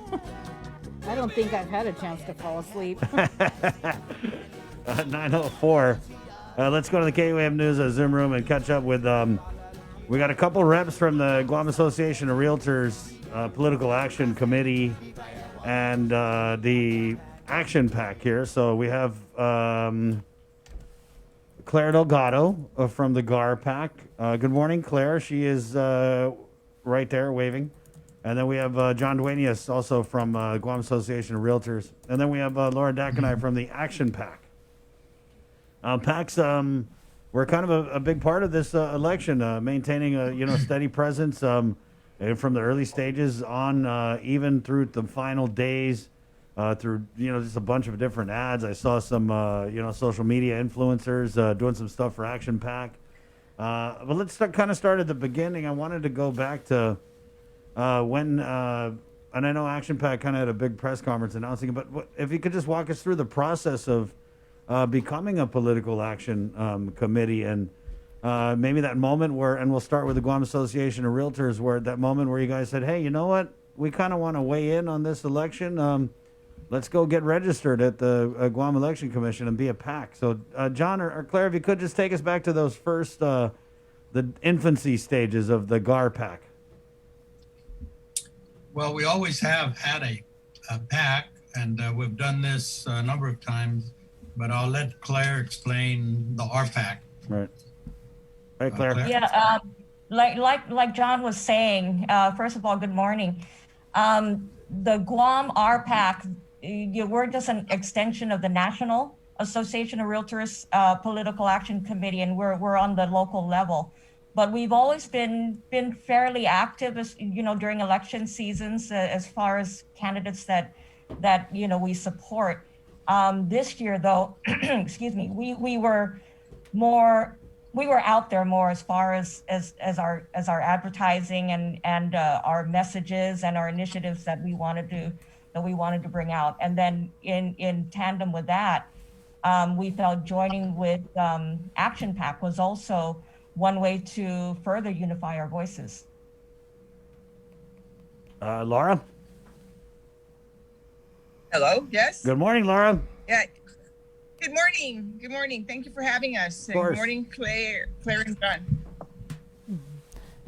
So you wanted to know how our Action Pack came about, our formation? Yeah, sure. Well, for Action Pack, it was a combined effort of a lot of the member organizations. So as Claire was mentioning, the GAR, Guam Association of Realtors, the Guam Chamber of Commerce, started talking about different things. And then, other organizations, we had the Guam Contractors, the Hotel and Restaurant Association, Guam Hotel and Restaurant, the Chinese Chamber and the Korean Chamber. These different member organizations were coming and expressing concerns. So through these organizations, it was mainly the Guam Chamber, GAR, and contractors, and the Chinese Chamber who really were doing the active talking. I believe in the early stages. I came in towards the later stage when they actually had formed the PAC and came on board as the executive director. But the key players the two key players in the beginning, I know it started with GAR and the contractors, and then the Chinese Chamber jumped on. And so the Chinese Chamber and the Guam Chamber initially started the PAC, and the other partner organizations started to join in. Right. Well, I'm just looking at your social media. So out of the candidates that our PAC endorsed, you had 10 that made it into the 36th Guam legislature for the PAC. you had 7. So what happens now? Do you guys reach out to them or just track them throughout the term to ensure that, you know, they stay true to the platforms or your platforms? Yeah, I've already actually reached out to all of the candidates, the winners, and those that did not make it in. And, you know, we're going to continue to be active. We will be in contact with the senators. We also want to work with the senators that weren't part of the, you know, that didn't support our initiatives, and hopefully get some on board so that together, as a united front, we can help our community return to some kind of economic health safely within the means of, you know, managing a pandemic as well. We understand. Right. Laura, you guys ran a pretty interesting campaign in that, you know, when you first came out, yeah, there was that big splash, but then I saw in the days leading up to the election, you also had different people on social media kind of stumping for the PAC. I saw one of the guys, Billy Navarrete, had done an ad for Action PAC. How did that strategy, do you think, pay off for you guys in terms of results at the ballot box? I think our campaign was very successful. I mean, although it started with these business organizations, it is a cross section of all the community. So this just goes to show that it's not just a business organization; it is for the entire community. So we had the grassroots, we had the young, coming out and understanding the importance of how the business and the local community work together, and it's for the entire economic health of everybody. Gar, how about you guys? How did you feel your strategy paid off this election? Actually, I wanted to make a correction. You gave us credit for one more than we actually got Bad with numbers. Into the 36. We had 9. 9 out of 10. Have you already reached out to those these candidates or these senatorial elects? Pretty much, yeah. You know, we were in constant contact with many of them, even throughout the election. We will be reaching out to the ones that pretty much everybody who is in the 36 Guam legislature. We still have 4 other initiatives, which, by the way, one of our initiatives, which is the e-notary, is already signed into law. Yeah. So, you know, we feel that, like what Laura was saying, our campaign was also quite successful. So it's a matter of continued communication with all the senators that are in the legislature to make sure that, you know, the issues that are important to us are, you know, continue to be heard, and that we're at the table whenever there's legislation being drafted or talked about, because we feel we're stakeholders in that. Okay. Well, yeah, we just wanted to catch up with you guys, do a little post-election wrap. Final thoughts. Go ahead, Laura. We'll start with you. Final thoughts. Well, I wanted to congratulate all the winners. I wanted to thank all the voters for their confidence, and thank the GEC for their hard work in putting this together, and especially our Action PAC supporters. And I believe that people have spoken.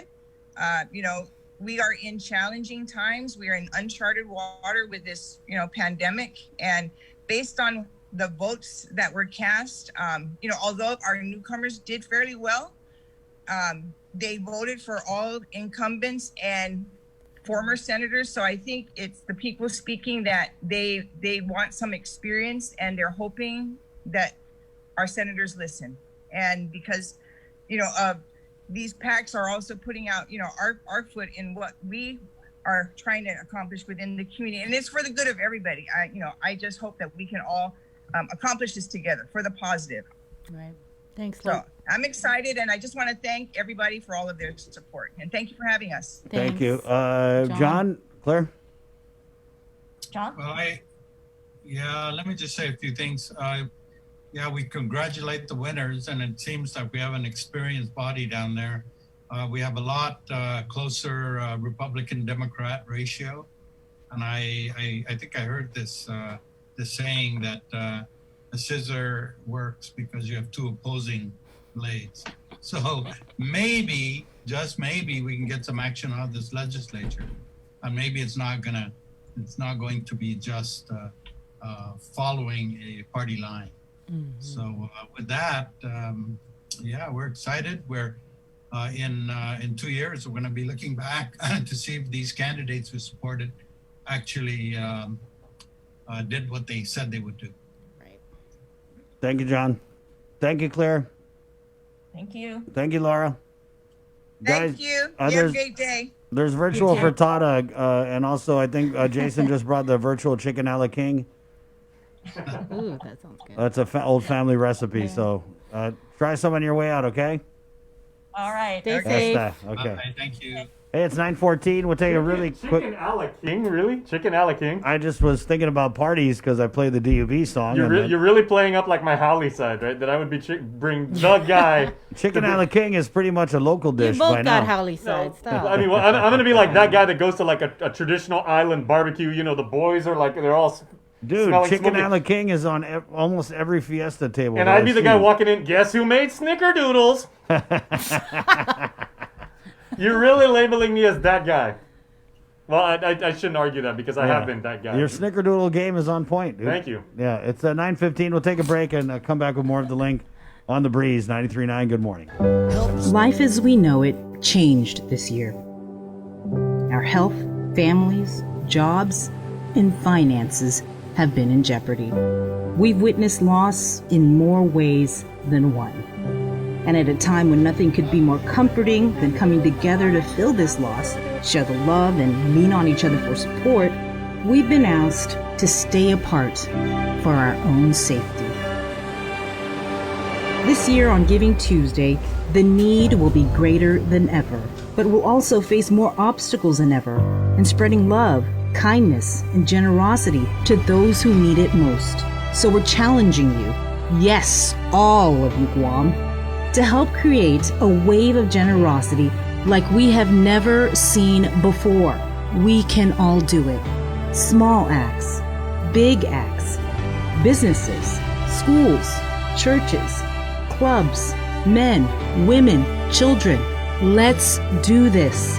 Giving Tuesday is this December 1st. What will you do?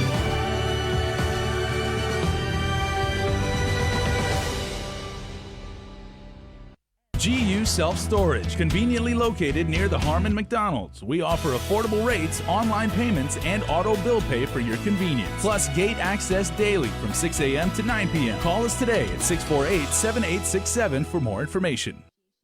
The holidays are almost here, and we could all use an extra dose of cheer and joy this year. So, we're breaking the rules and giving you a holiday head start on Breeze 93.9 FM. Throughout the months of October and November, listen to the special holiday head start blocks of all the season's favorites from 2 p.m. to 3 p.m. and again from 8 p.m. to 9 p.m. Let's try to make spirits bright and make this the most wonderful time of the year. Happy holidays from Breeze. Uproar Race to 21 Challenge. 2020 is 1 year we can't wait to put in the rearview mirror. So lace up, get ready, set, and run to 21 with the Guam Rona Challenge. Join the virtual challenge starting now through December 31st. Go at your own pace and select from 100, 2, or the 300-mile challenge. To register, visit runtochallenge.com. Special thanks to KUAM Communications, Trench Challenge, and Kill Cliff. This is an Uproar event. Proceeds benefit the Special Olympics Guam. The Christmas Pops virtual holiday shopping fair is coming on Sunday, November 29th. It's the third annual Christmas Pops event with local artisans, crafters, and businesses in a reimagined and safe way for you to shop. As many small businesses struggle to survive, the call to buy local is greater than ever. To learn more and participate in this one-of-a-kind multimedia marketplace event on the stations and digital platforms of KUAM Communications, bringing together the island's biggest array of local vendors, email bettyann@kuam.com or visit kuam.com. Presented to you by Stroll Courier. Get all your packages, documents, and gifts delivered island-wide. Visit strollguam.com/courier and book a delivery today. Thrive, a coalition for a drug-free Dededo, is an active partnership of community members and leaders committed to a vibrant, resilient, and empowered Dededo. It takes a village to raise healthy and drug-free youth. Thrive with Us. Find us online or email thrive@westcare.com.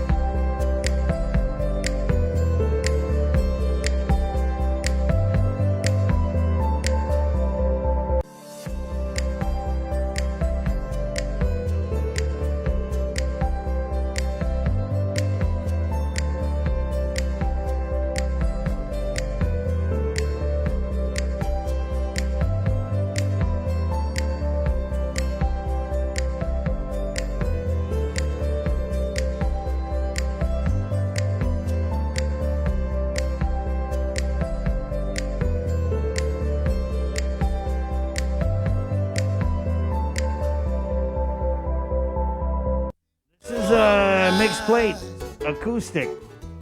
Anything you want from Lime Local Fridays.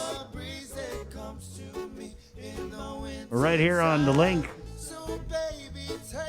And that's this morning's Cover Me. And it's all brought to you by... Hold on, let me pop this up. Anything you want, girl. It's probably brought to you by Burger King at 9:20. As we play all local music throughout the link. You're welcome. We're just trying to do our part to support local here. And thank you again to our sponsors, Dial Rentone, IT&E, Carrier, the Thrive Coalition, where we'll be bringing you a health and wellness segment tomorrow morning with Glynis Almonte and the diabetes folks. They've got a virtual diabetes conference coming up here. And really just want to help them get the word out, Bree, because diabetics, one of those groups of people in our community, highly susceptible to not faring well against the coronavirus. Right. And so I'll do that as the rain is now falling in Harmon. Yeah. Right? See? Started out a beautiful day. A little bit of showers here. It's also gusty. It's pretty windy out there. It's a little gusty, right? We're gonna head outside and check our outside cam. It really is gusty. Can you see it? Yeah. Can you see the coconut trees? It was kind of interesting Friday when was it Friday they canceled the tropical storm watch? Yeah, Friday afternoon. Right. Yeah. And I noticed the last couple times we've had a watch, it's like when they cancel it, it's like the weather's worse. So I remember I got home from work Friday and it would have been canceled. I got down and it was really gusty in Epan. And it's pretty gusty right now. Yeah, God, I hope Joe Sir doesn't blow away out there. Let's get Lillian Posadas, hospital administrator, on for our hospital update, and then we're going to go over to the Department of Corrections and the port. So we still got some mileage to go on this episode of The Link. It's Thursday, November 5th, as the presidential election, Bree. It's still going. They're All right. still tabulating. It's still 253 electoral votes for Biden, 213 for Trump, and one of them needs to get 270. So whoever gets 270 claims the presidency. Yeah, and we're also doing live coverage, right? Yeah, our live coverage for on KUAM, CBS and NBC, that's TV8 and TV11, that starts back up at 10 o'clock this morning on both channels. Right, 9:22. So we go into the KUAM News Zoom room where we have standing by to stretch as she connects into the Zoom room. Hospital administrator Lillian Posadas joining us very momentarily. And then we have Port GM Roy Respicio, as they had come out with a release yesterday, Bree. The 81st COVID-related fatality was a Port Strong employee. So we're going to get GM Roy Respicio on to kind of share a little bit about that with us. And now we have Lillian Posadas, hospital administrator.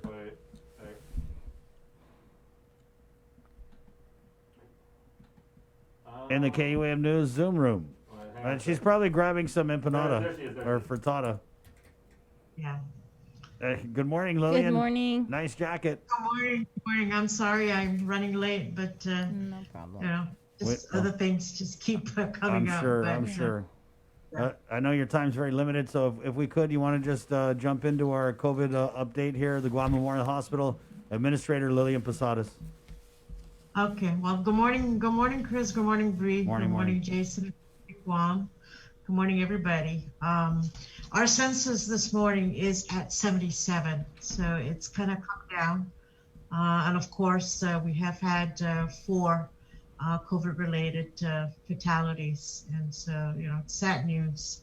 4 within 24 hours. Yeah, that's really so there was sad. another. When did the latest one occur?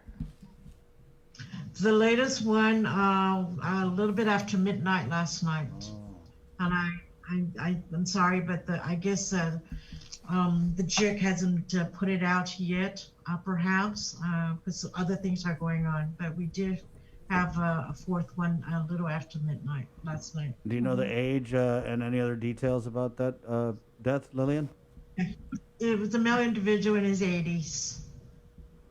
How long had he been at GMH? Was there comorbidities? Yeah, I believe it was admitted early part of this month. Perhaps maybe the 1st of November was when he came in. And you said comorbidities? Comorbidity? Yes. Yeah, he has some comorbidities, some underlying health conditions, yes. And so, our condolences and our prayers to the family. And so 77 hospitalized at the Guam Memorial Hospital. How many receiving ICU level of care? 12 of them are at the ICU level of care, and of the 12, 6 of them are on ventilator support. And then at the SIF up in Barragata Heights, there are 12 individuals there. Lillian, do you have an exact age for the 85th fatality? I know you said 80s. Yeah, he's in his early 80s. Okay. 84. 84. Correct. Any new Blue Med tents that have gone up? I know you talked about the one. Yes, we are using the Blue Med tent as a fast track, overflow from ER. And so, it's assuring for the physicians and the nurses that they have, an option to, if in case again, the ER is saturated, with patients waiting to be treated, waiting to be either admitted or discharged home. So we have that option. We have that capability now available in an enclosed, medical tent that has the negative air pressure. Did you guys receive the Regeneron shipment? Not yet. We haven't received it. We haven't even heard that it has already then been given the EUA authorization. I mean, we were told last week that it was probably going to be coming in 7 days, but we haven't have an update that it is on its way or that it has, received the emergency use authorization. Have you been participating in any of these discussions about the opening of a possible COVID clinic? Well, and that's something that we would like. I've talked about it and I've heard others discuss it. It will be great. It would really be helpful that, the clinics out in the community can open up some days for individuals to be seen and to be given guidance and assistance and support, before they start manifesting serious symptoms or acute symptoms, so catch it before they get to that stage, then they end up needing to be in the hospital for acute care. So if, the clinics can open up their, their clinics, their have hours available so individuals can, who test positive can be seen and be given that, assistance, that support, or whatever treatment that they can get, that will be a great help. But I haven't heard further discussion if that has already happened or that they're still talking about it. Okay.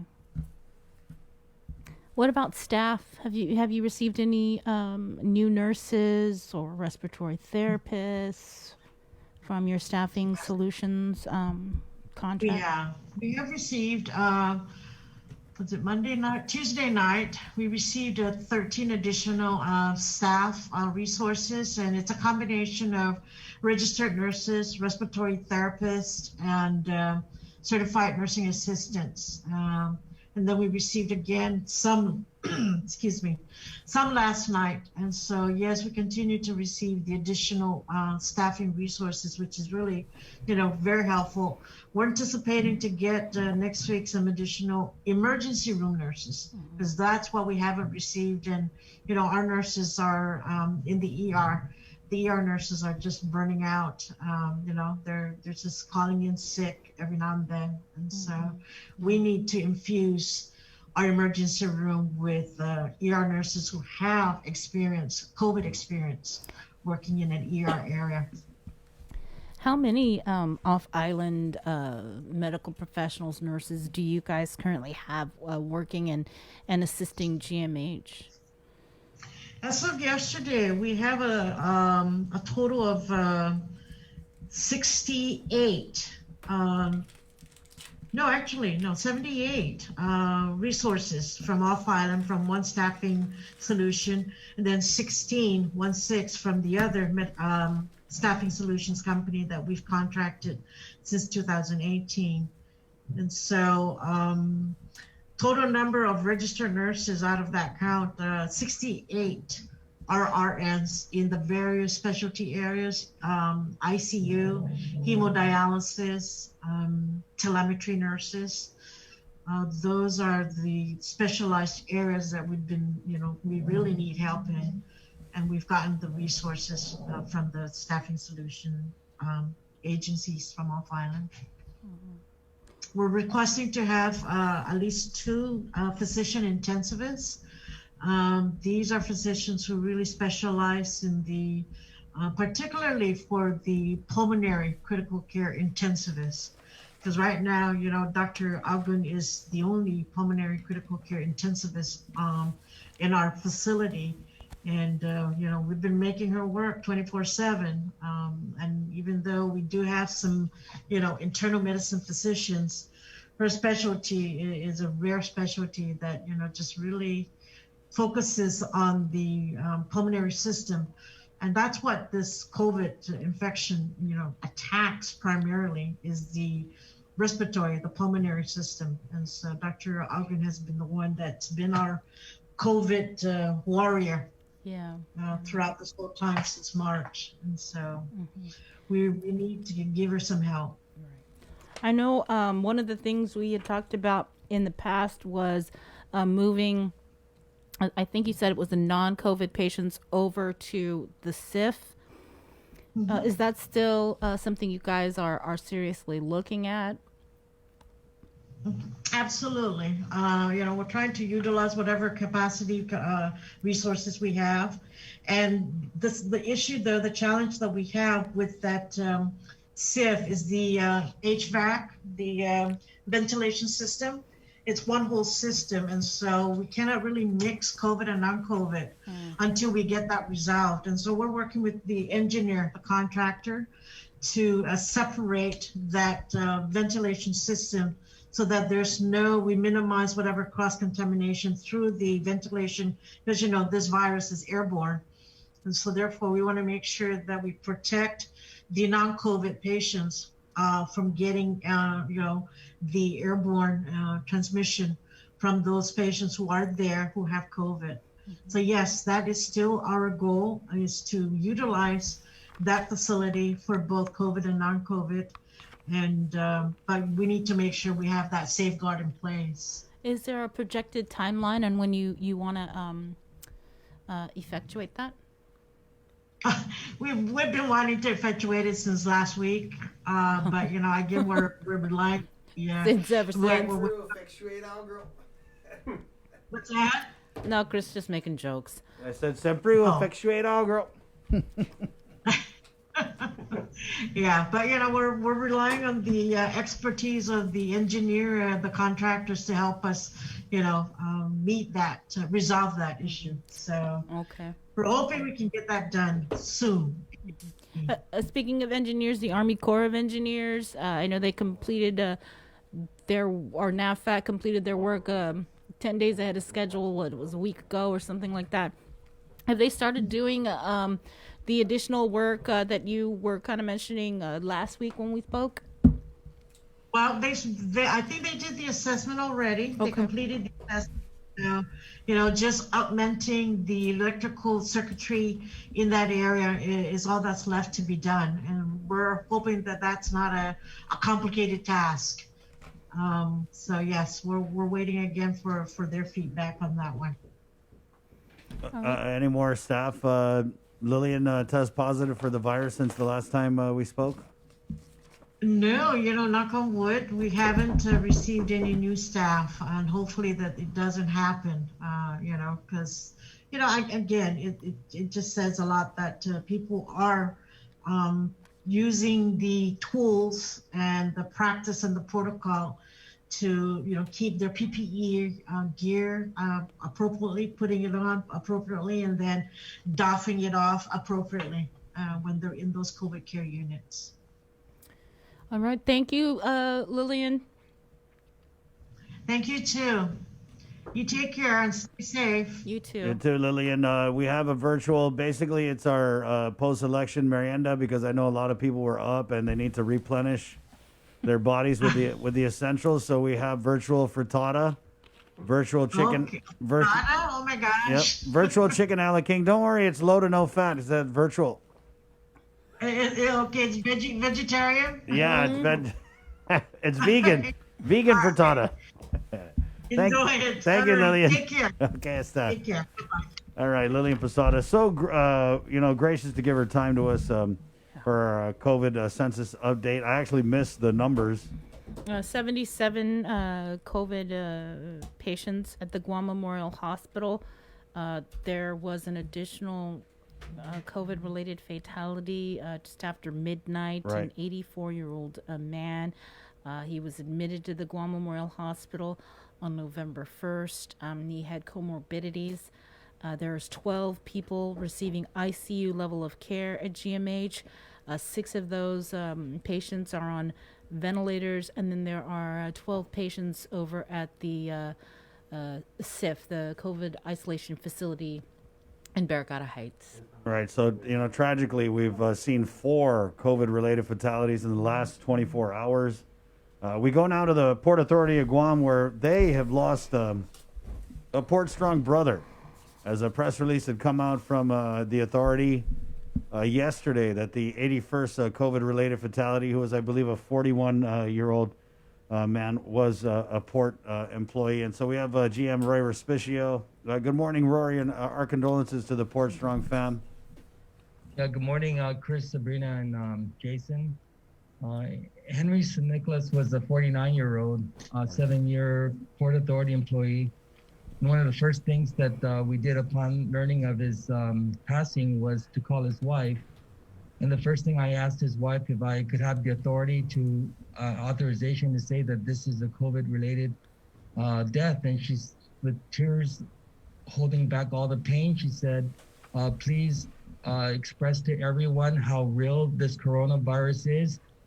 She's very sad that she couldn't be with her husband. She was very sad that he died alone.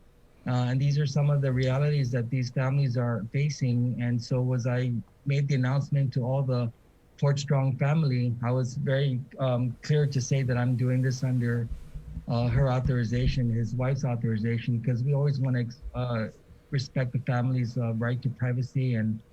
But in this case, she really wanted all of the Port employees to know, and the people of Guam to know, to take this virus very seriously. We extended our condolence to Katrina. Henry has a brother working at the port. His name is Ray. And it's just, I think we're all shattered. I know we're all shattered. And received a lot of phone calls from our port employees, just expressing condolences. And one of the first things that we did yesterday also was I reached out to Teresa Ariola from the Guam Behavioral Health and Wellness, and I asked what kind of process can we set up for our employees and their families to receive counseling if needed. And she was very receptive, very supportive. As you know, the Joint Information Center always releases at the very end of their press release and anyone needing counseling to please reach out. But in our case, like we've done with contact tracing and other efforts, we don't want to be a burden on public health, and we don't want to be a burden on Guam Behavioral Health. So we're going to channel all those counseling requests through our HR staff. And so our condolences go out to Henry, family. He has children, he has siblings.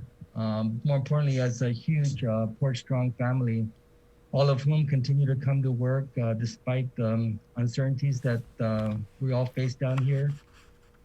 I just want to reach out to our coworkers too, and continue to thank them for just being strong, for coming to work, for recognizing that if they didn't do what we do, 90% of the goods coming to the island would not be on island, would not be distributed throughout the region.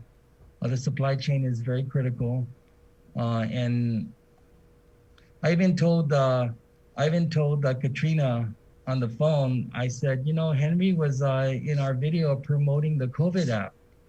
And then that's when she, you know, her spirits were kind of lifted, and she said, yeah, I was even telling him, who do you think you are? You're a superstar now? You're So she had that like brief moment, and I said, ma'am, your husband will forever be a superstar. He's a frontliner, he's a frontline hero, he's a COVID warrior. And we're going to revere him, and we're going to do everything we can to honor him. We've identified Ms. Francine Rojo from HR to be the family's point of contact to help process all the administrative stuff. She's already reached out to the retirement so that Katrina won't have to go to the retirement too. So those are the kind of things that we try to do for those of us who are down and out. In whatever way, for whatever reason, and we're because of COVID and all these public health guidelines, we're going to try to do everything we can so that we could do this by email, or if we have to run the paperwork to his wife to sign, if we have to bring a notary to their house, we'll make all those extra efforts so that she could just focus on the great loss that she and her family are facing. Rory, what village was Henry from? His family's from Sinahanya. Okay. And he was hospitalized with COVID, right? Yeah, he was in the hospital for quite some time. He was on a ventilator as well. And that's the other thing. Every single day, we reach out to either the port member who is COVID positive or a member of their family, so we get constant updates. So we saw his progression. We saw when he was put on a CPAP, and then we also learned when he had to be ventilated. And you know, kudos to GMH. Lillian was still on, and we just have to respect the protocols that we have. And this whole notion of having to die alone, it's just unfathomable. And if we just take the necessary precautions, I was just watching the U.S. Surgeon General's message confirming everything that the island is doing and trying to do to flatten the curve. But there's no more important message than what Katrina said yesterday, that the virus is real, and that she doesn't want any family to go through what her family has gone through. So despite all of her loss and her pain, you know, she's still wanting to make that clear so no one has to go through what they're going through. Rory, does it frustrate you at all that, you know, 9 months into this pandemic, 83 deaths, thousands upon thousands of COVID-19 positive cases later, that we're still sitting here this morning in November trying to convince people that this virus is real? Yeah, and it's also very challenging here at the port. So what we try to do with our deputies, Dominic, Louis, and the whole management team and everybody at the port, we're trying to create a bubble at the port. And we have to operate under the CDC guidelines for critical infrastructure worker, which is a very different standard than public health because of the supply chain. So just some of the things as we see our employees getting tested, we had almost 400 that got tested because they were identified as a close contact.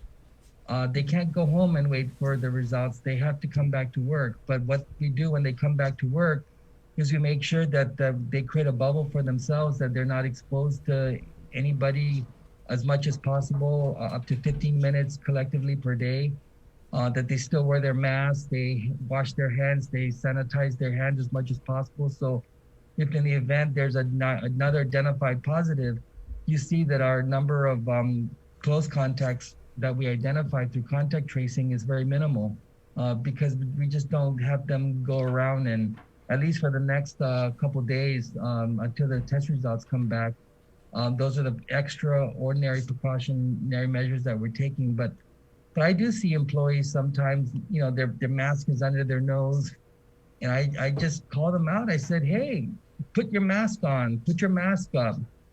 And it doesn't take for me to walk around in the yard and to see, but for the most part, the port employees have been extremely compliant.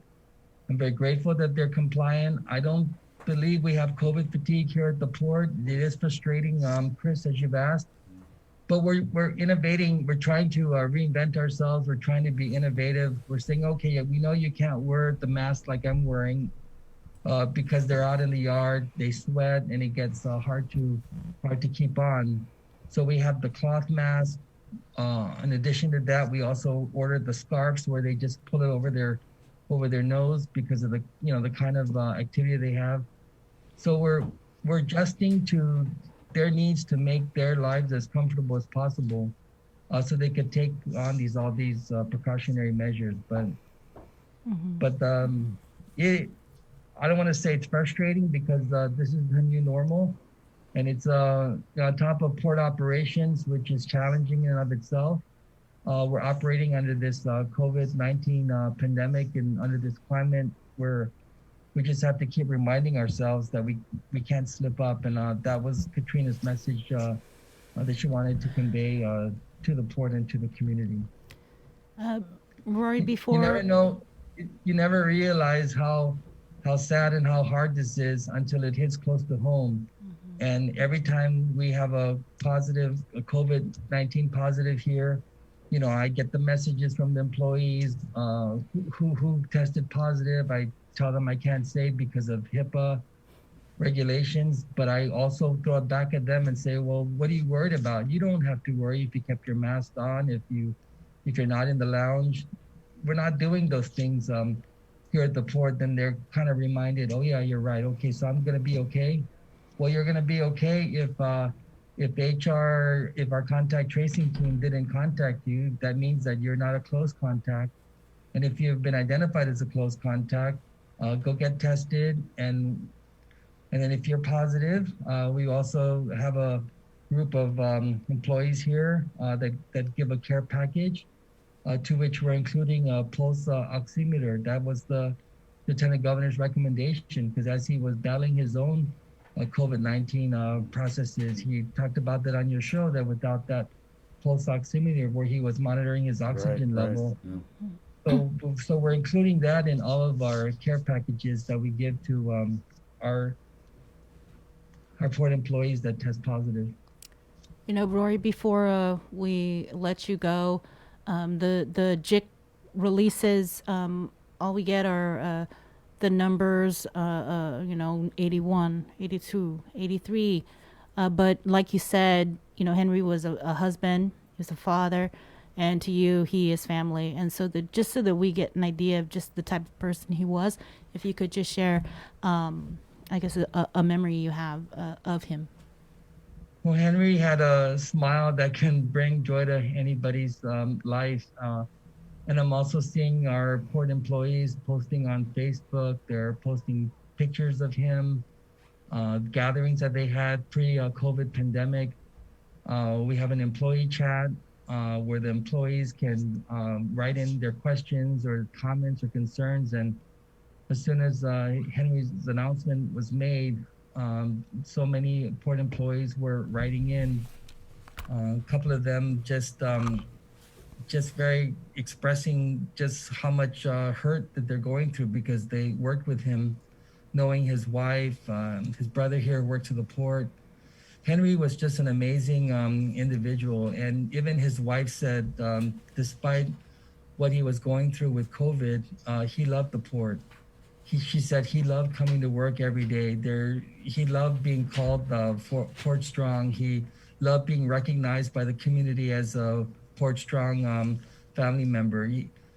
So we have about 368 Henrys here at the port, now 367. And I just want to ask the port employees to just stay focused and just do whatever they've been doing to continue to have that will to come to work, because we all worry about going home and what we would do and how we would expose this to our families. But we're being guided by those CDC guidelines. We're following the governor's directives, the public health directives. And we will do, like I said, everything we can to honor Henry's memory. We're also, when the time is right, because Katrina said that they're waiting for some family members to come in, we want to ask her if we can have some kind of ceremony like Customs did here at the port. And so we could just say goodbye to him one last time. Well, the condolences to you and the entire port family, and to Katrina. Thank you. And thanks for giving me an opportunity to talk about Henry and remember his life, and to ask the people of Guam to always remember him and others, the COVID warriors, but more so in Henry's case, the frontline hero, as we've seen other frontline heroes succumb to COVID-19. We have a comment here. Gene Ogden Martinez writes, "Good guy, always with a smile." Always with a smile. Thank you, Rory. Okay, take care. Appreciate your time. Be safe. And there's a virtual chicken a la king. It's an old family recipe from Jason's side. So if you want to get some of that on your way out, please do. Okay. Thank you. Take care. Stay safe. Okay, Right. stay safe. 9:50. We're going to close out the show by going to jail. You guys have been really bad. With Major Anton Ogden, Department of Corrections. That's next here on the Link of the Breeze, 93.9. GU Self-Storage. Life as we know it changed this year. Our health, families, jobs, and finances have been in jeopardy. We've witnessed loss in more ways than one. And at a time when nothing could be more comforting than coming together to fill this loss, share the love, and lean on each other for support, we've been asked to stay apart for our own safety. This year on Giving Tuesday, the need will be greater than ever, but we'll also face more obstacles than ever in spreading love, kindness, and generosity to those who need it most. So we're challenging you, yes, all of you Guam, to help create a wave of generosity like we have never seen before. We can all do it. Small acts, big acts, businesses, schools, churches, clubs, men, women, children. Let's do this. Giving Tuesday is this December 1st. What will you do?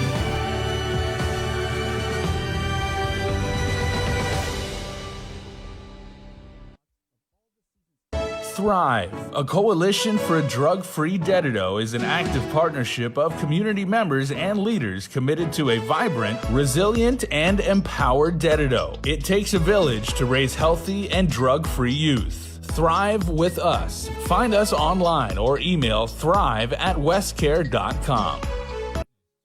GU Self-Storage, conveniently located near the Harmon McDonald's. We offer affordable rates, online payments, and auto bill pay for your convenience. Plus gate access daily from 6 a.m. to 9 p.m. Call us today at 648-7867 for more information. The Christmas Pops Virtual Holiday Shopping Fair is coming on Sunday, November 29th. It's the third annual Christmas Pops event with local artisans, crafters, and businesses in a reimagined and safe way for you to shop. As many small businesses struggle to survive, the call to buy local is greater than ever. To learn more and participate in this one-of-a-kind multimedia marketplace event on the stations and digital platforms of KUAM Communications, bringing together the island's biggest array of local vendors, email bettyann@kuam.com or visit kuam.com. Presented to you by Stroll Courier. Get all your packages, documents, and gifts delivered island-wide. Visit strollguam.com/courier and book a delivery today.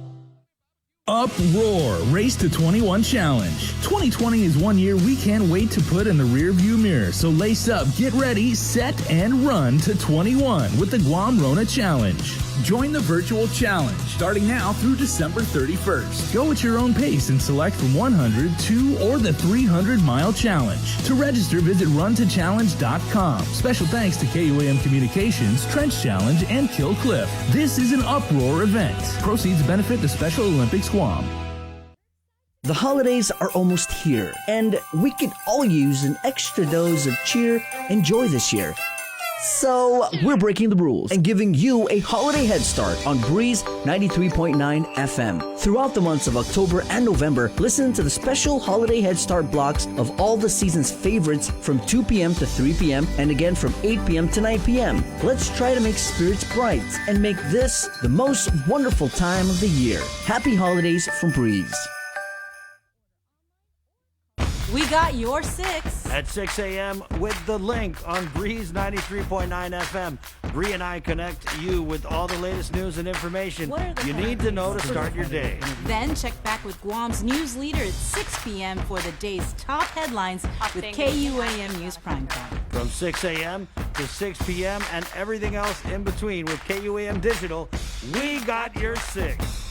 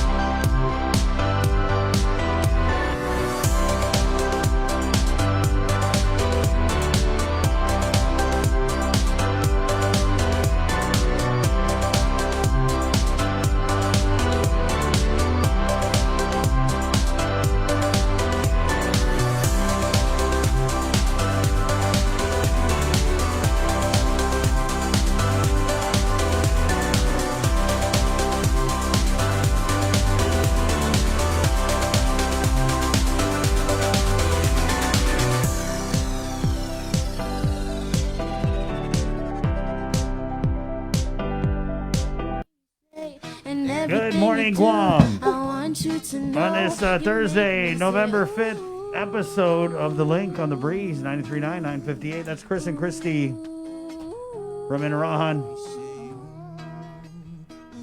Doing I think this is Kimmy Minor cover.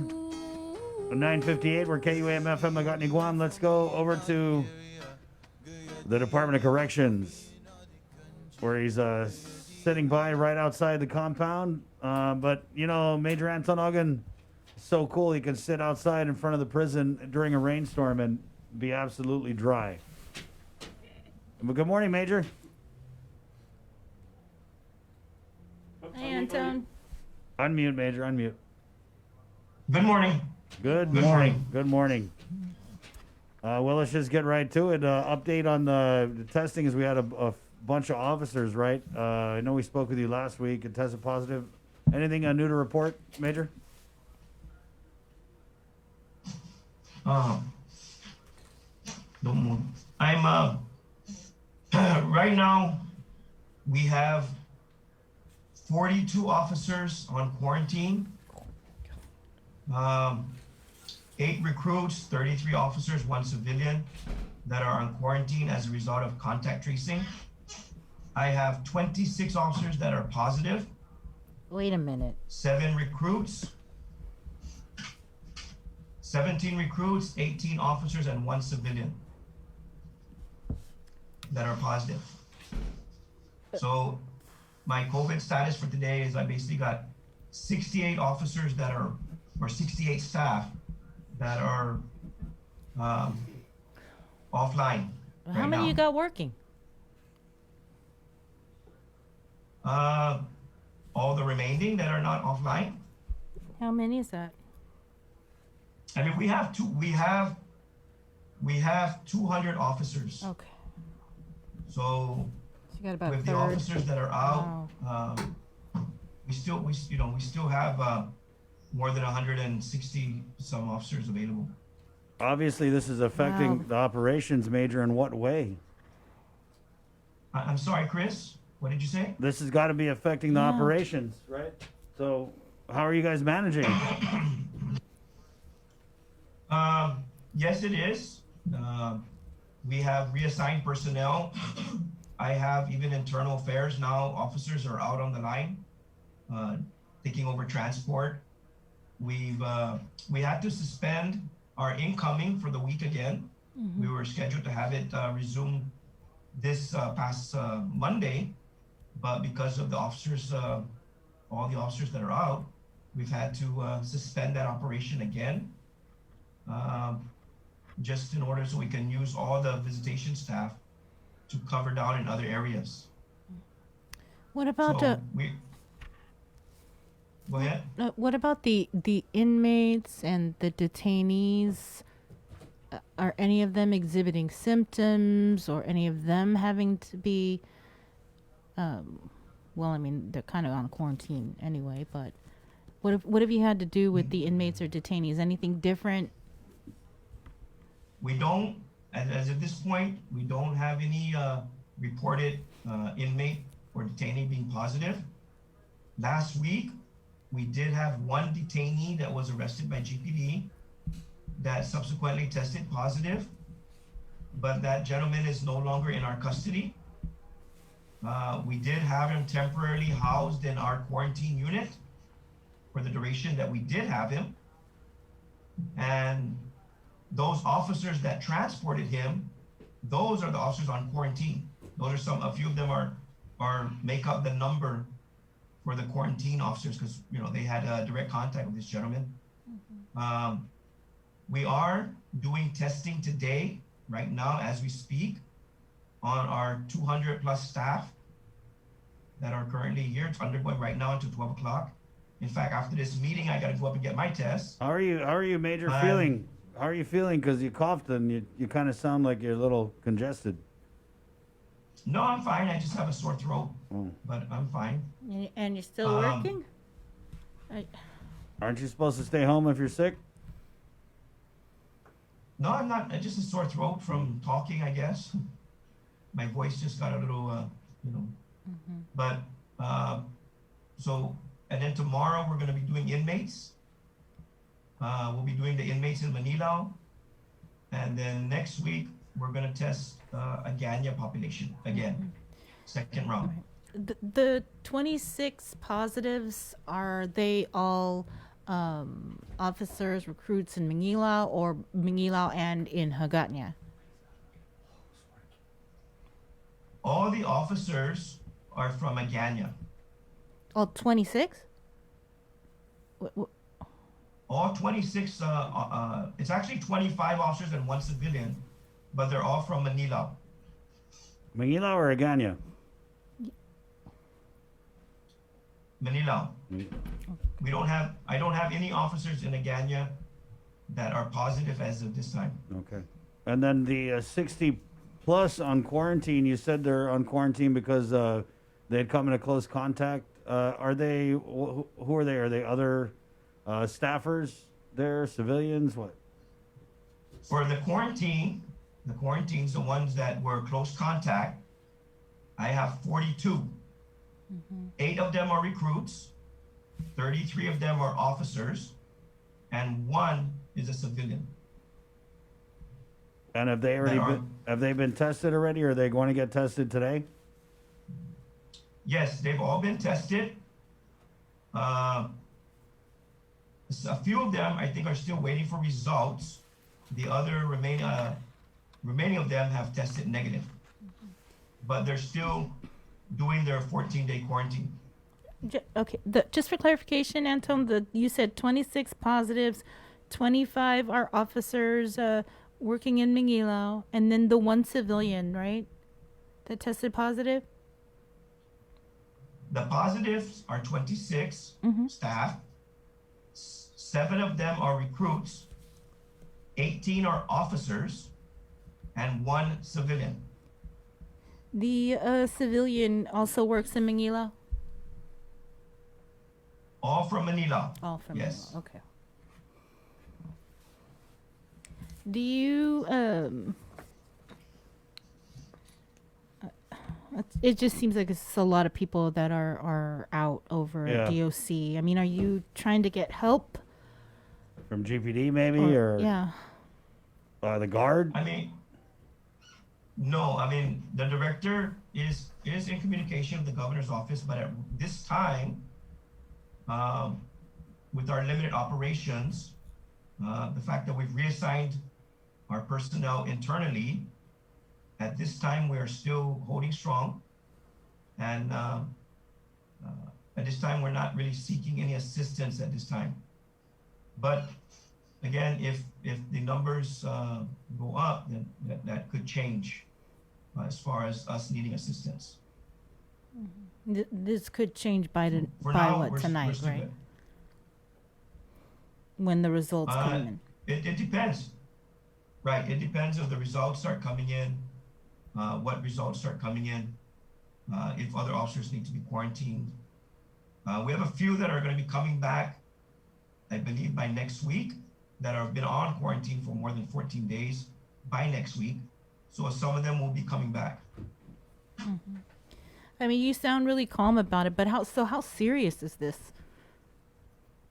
Because this really sounds serious. It is very serious, but it's again, we are working it. We don't want to panic. It's something we believe we can handle. And again, we are working with public health and GMH, and we'll do what we have to get through this. We kind of anticipated some of this, but we hoped we never got to this point. Right. But with the virus in the community spreading, and it was a matter of time before it started having an impact on our operations. Right. But again, we are staying strong and continue to move forward. Major, you talked about testing inmates and detainees tomorrow. Is there a limit on that? Because I know when public health does their outreach, they try and cap it at 200. So how many inmates and detainees are you planning to test, and what criteria are you going to use to test them? I have 464 in Manila and about 130 in Agana. So the bigger population is, of course, Manila, which our goal is to test all of them. So hopefully tomorrow we can accommodate most of that. I'm anticipating if we can't get through all the Manila population by tomorrow, then we would need to complete them next week, the beginning of next week. Agana, we can do in 1 day. We've done it before.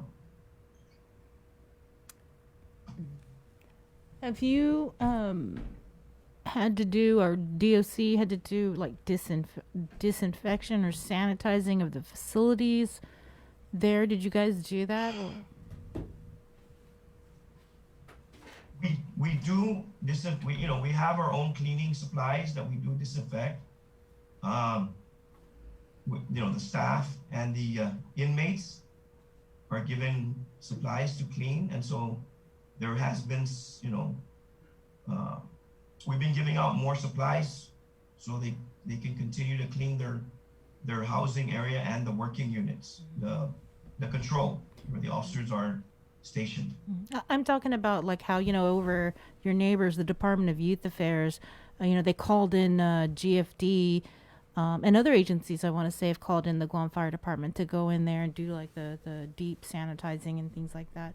So you guys haven't had that kind of assistance, or? No, not yet. That's something maybe the director's going to work on. I'm not sure. I know when we did the director's office here, we had to vacate for 24 hours while the sanitation took place. Yeah. In a lot of our units, we can't do that. We can't take out the inmates for 24 hours. Right? So that'll be a challenge to if we were to do something like that, depending on what the requirement is when they come in with the chemicals. Was there a plan maybe that you guys had worked on to kind of address if a situation like this were to occur? Yes, we are in discussion with the management team on how we would try to address this should we go forward with that operation. We are also working with Homeland. In fact, there's another Zoom meeting going on right now that I have to get on. Looking at the option of possibly if we need to set up a medical tent within our facility in the event the inmates start to show signs and symptoms. So the director right now is on a Zoom meeting, which I'm supposed to join shortly thereafter, to at least preliminary discussions on if that's going to be something feasible. Well, I guess we'll let you get into that Zoom meeting because it's pretty serious over there. So yeah, Major. Our prayers are with the staff, the inmates, the detainees, and with you also, Major. Yeah. I mean, we consider you a great partner in getting out the information. Every time we ask you to come on the link, you're always here. So we appreciate that. And are you getting tested today? Yes, I am. Okay. Good luck, Major. And keep us posted, okay? Anything else that you didn't tell us that we should know about? No, nothing other than what's going on with the COVID. Right on. Yeah. Nothing really new to report at this time. Well, that was a lot. So Yeah. Thank you for that, Major. And God bless DOC. Stay Thank safe. you. Okay, hasta.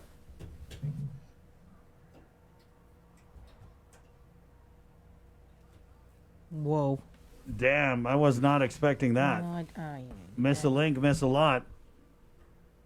I just thought that was going to be I actually asked them on because someone had messaged me that they suspended the incoming for the inmates again. And, we always talk about that. And so that's why I asked them on. But now we know why they suspended the incoming.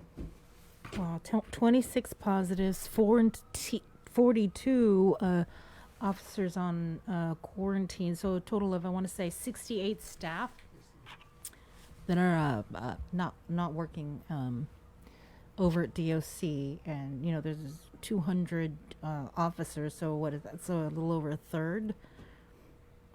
That's crazy. Yeah. And they're doing testing today, and they're going to be doing testing tomorrow. And that's just DOC. There's a whole different situation, a whole nother situation over at the Department of Youth Affairs. Right. So we should probably get Melanie or Crescinda on. then when we talked to Lillian Posadas earlier, there was another COVID-related fatality at the Guam Memorial Hospital that occurred around midnight. A man in his 80s, 84 years old. He was admitted to GMH on November 1st. He had comorbidities, but passed away again just after midnight. There are 77 people who are seeking treatment over at the Guam Memorial Hospital for COVID. 12 are in ICU, receiving ICU level of care. 6 are on ventilators, and then 12 are over at the COVID isolation facility in Barrigada Heights. And we had 4 COVID-related fatalities in the last 24 hours. 3 were reported by us. Yesterday, there was the 81st late in the afternoon, and then there were 2 more reported in the evening. And then Lillian Posadas came on the show and broke that the 85th COVID-related fatality had occurred sometime around midnight at the Guam Memorial Hospital. An 84-year-old. Right, as I just said, okay, 84-year-old man. He was admitted to the Guam Memorial Hospital. Sorry, I was November just processing 1st, all this stuff. And he had comorbidities. Right, thank you.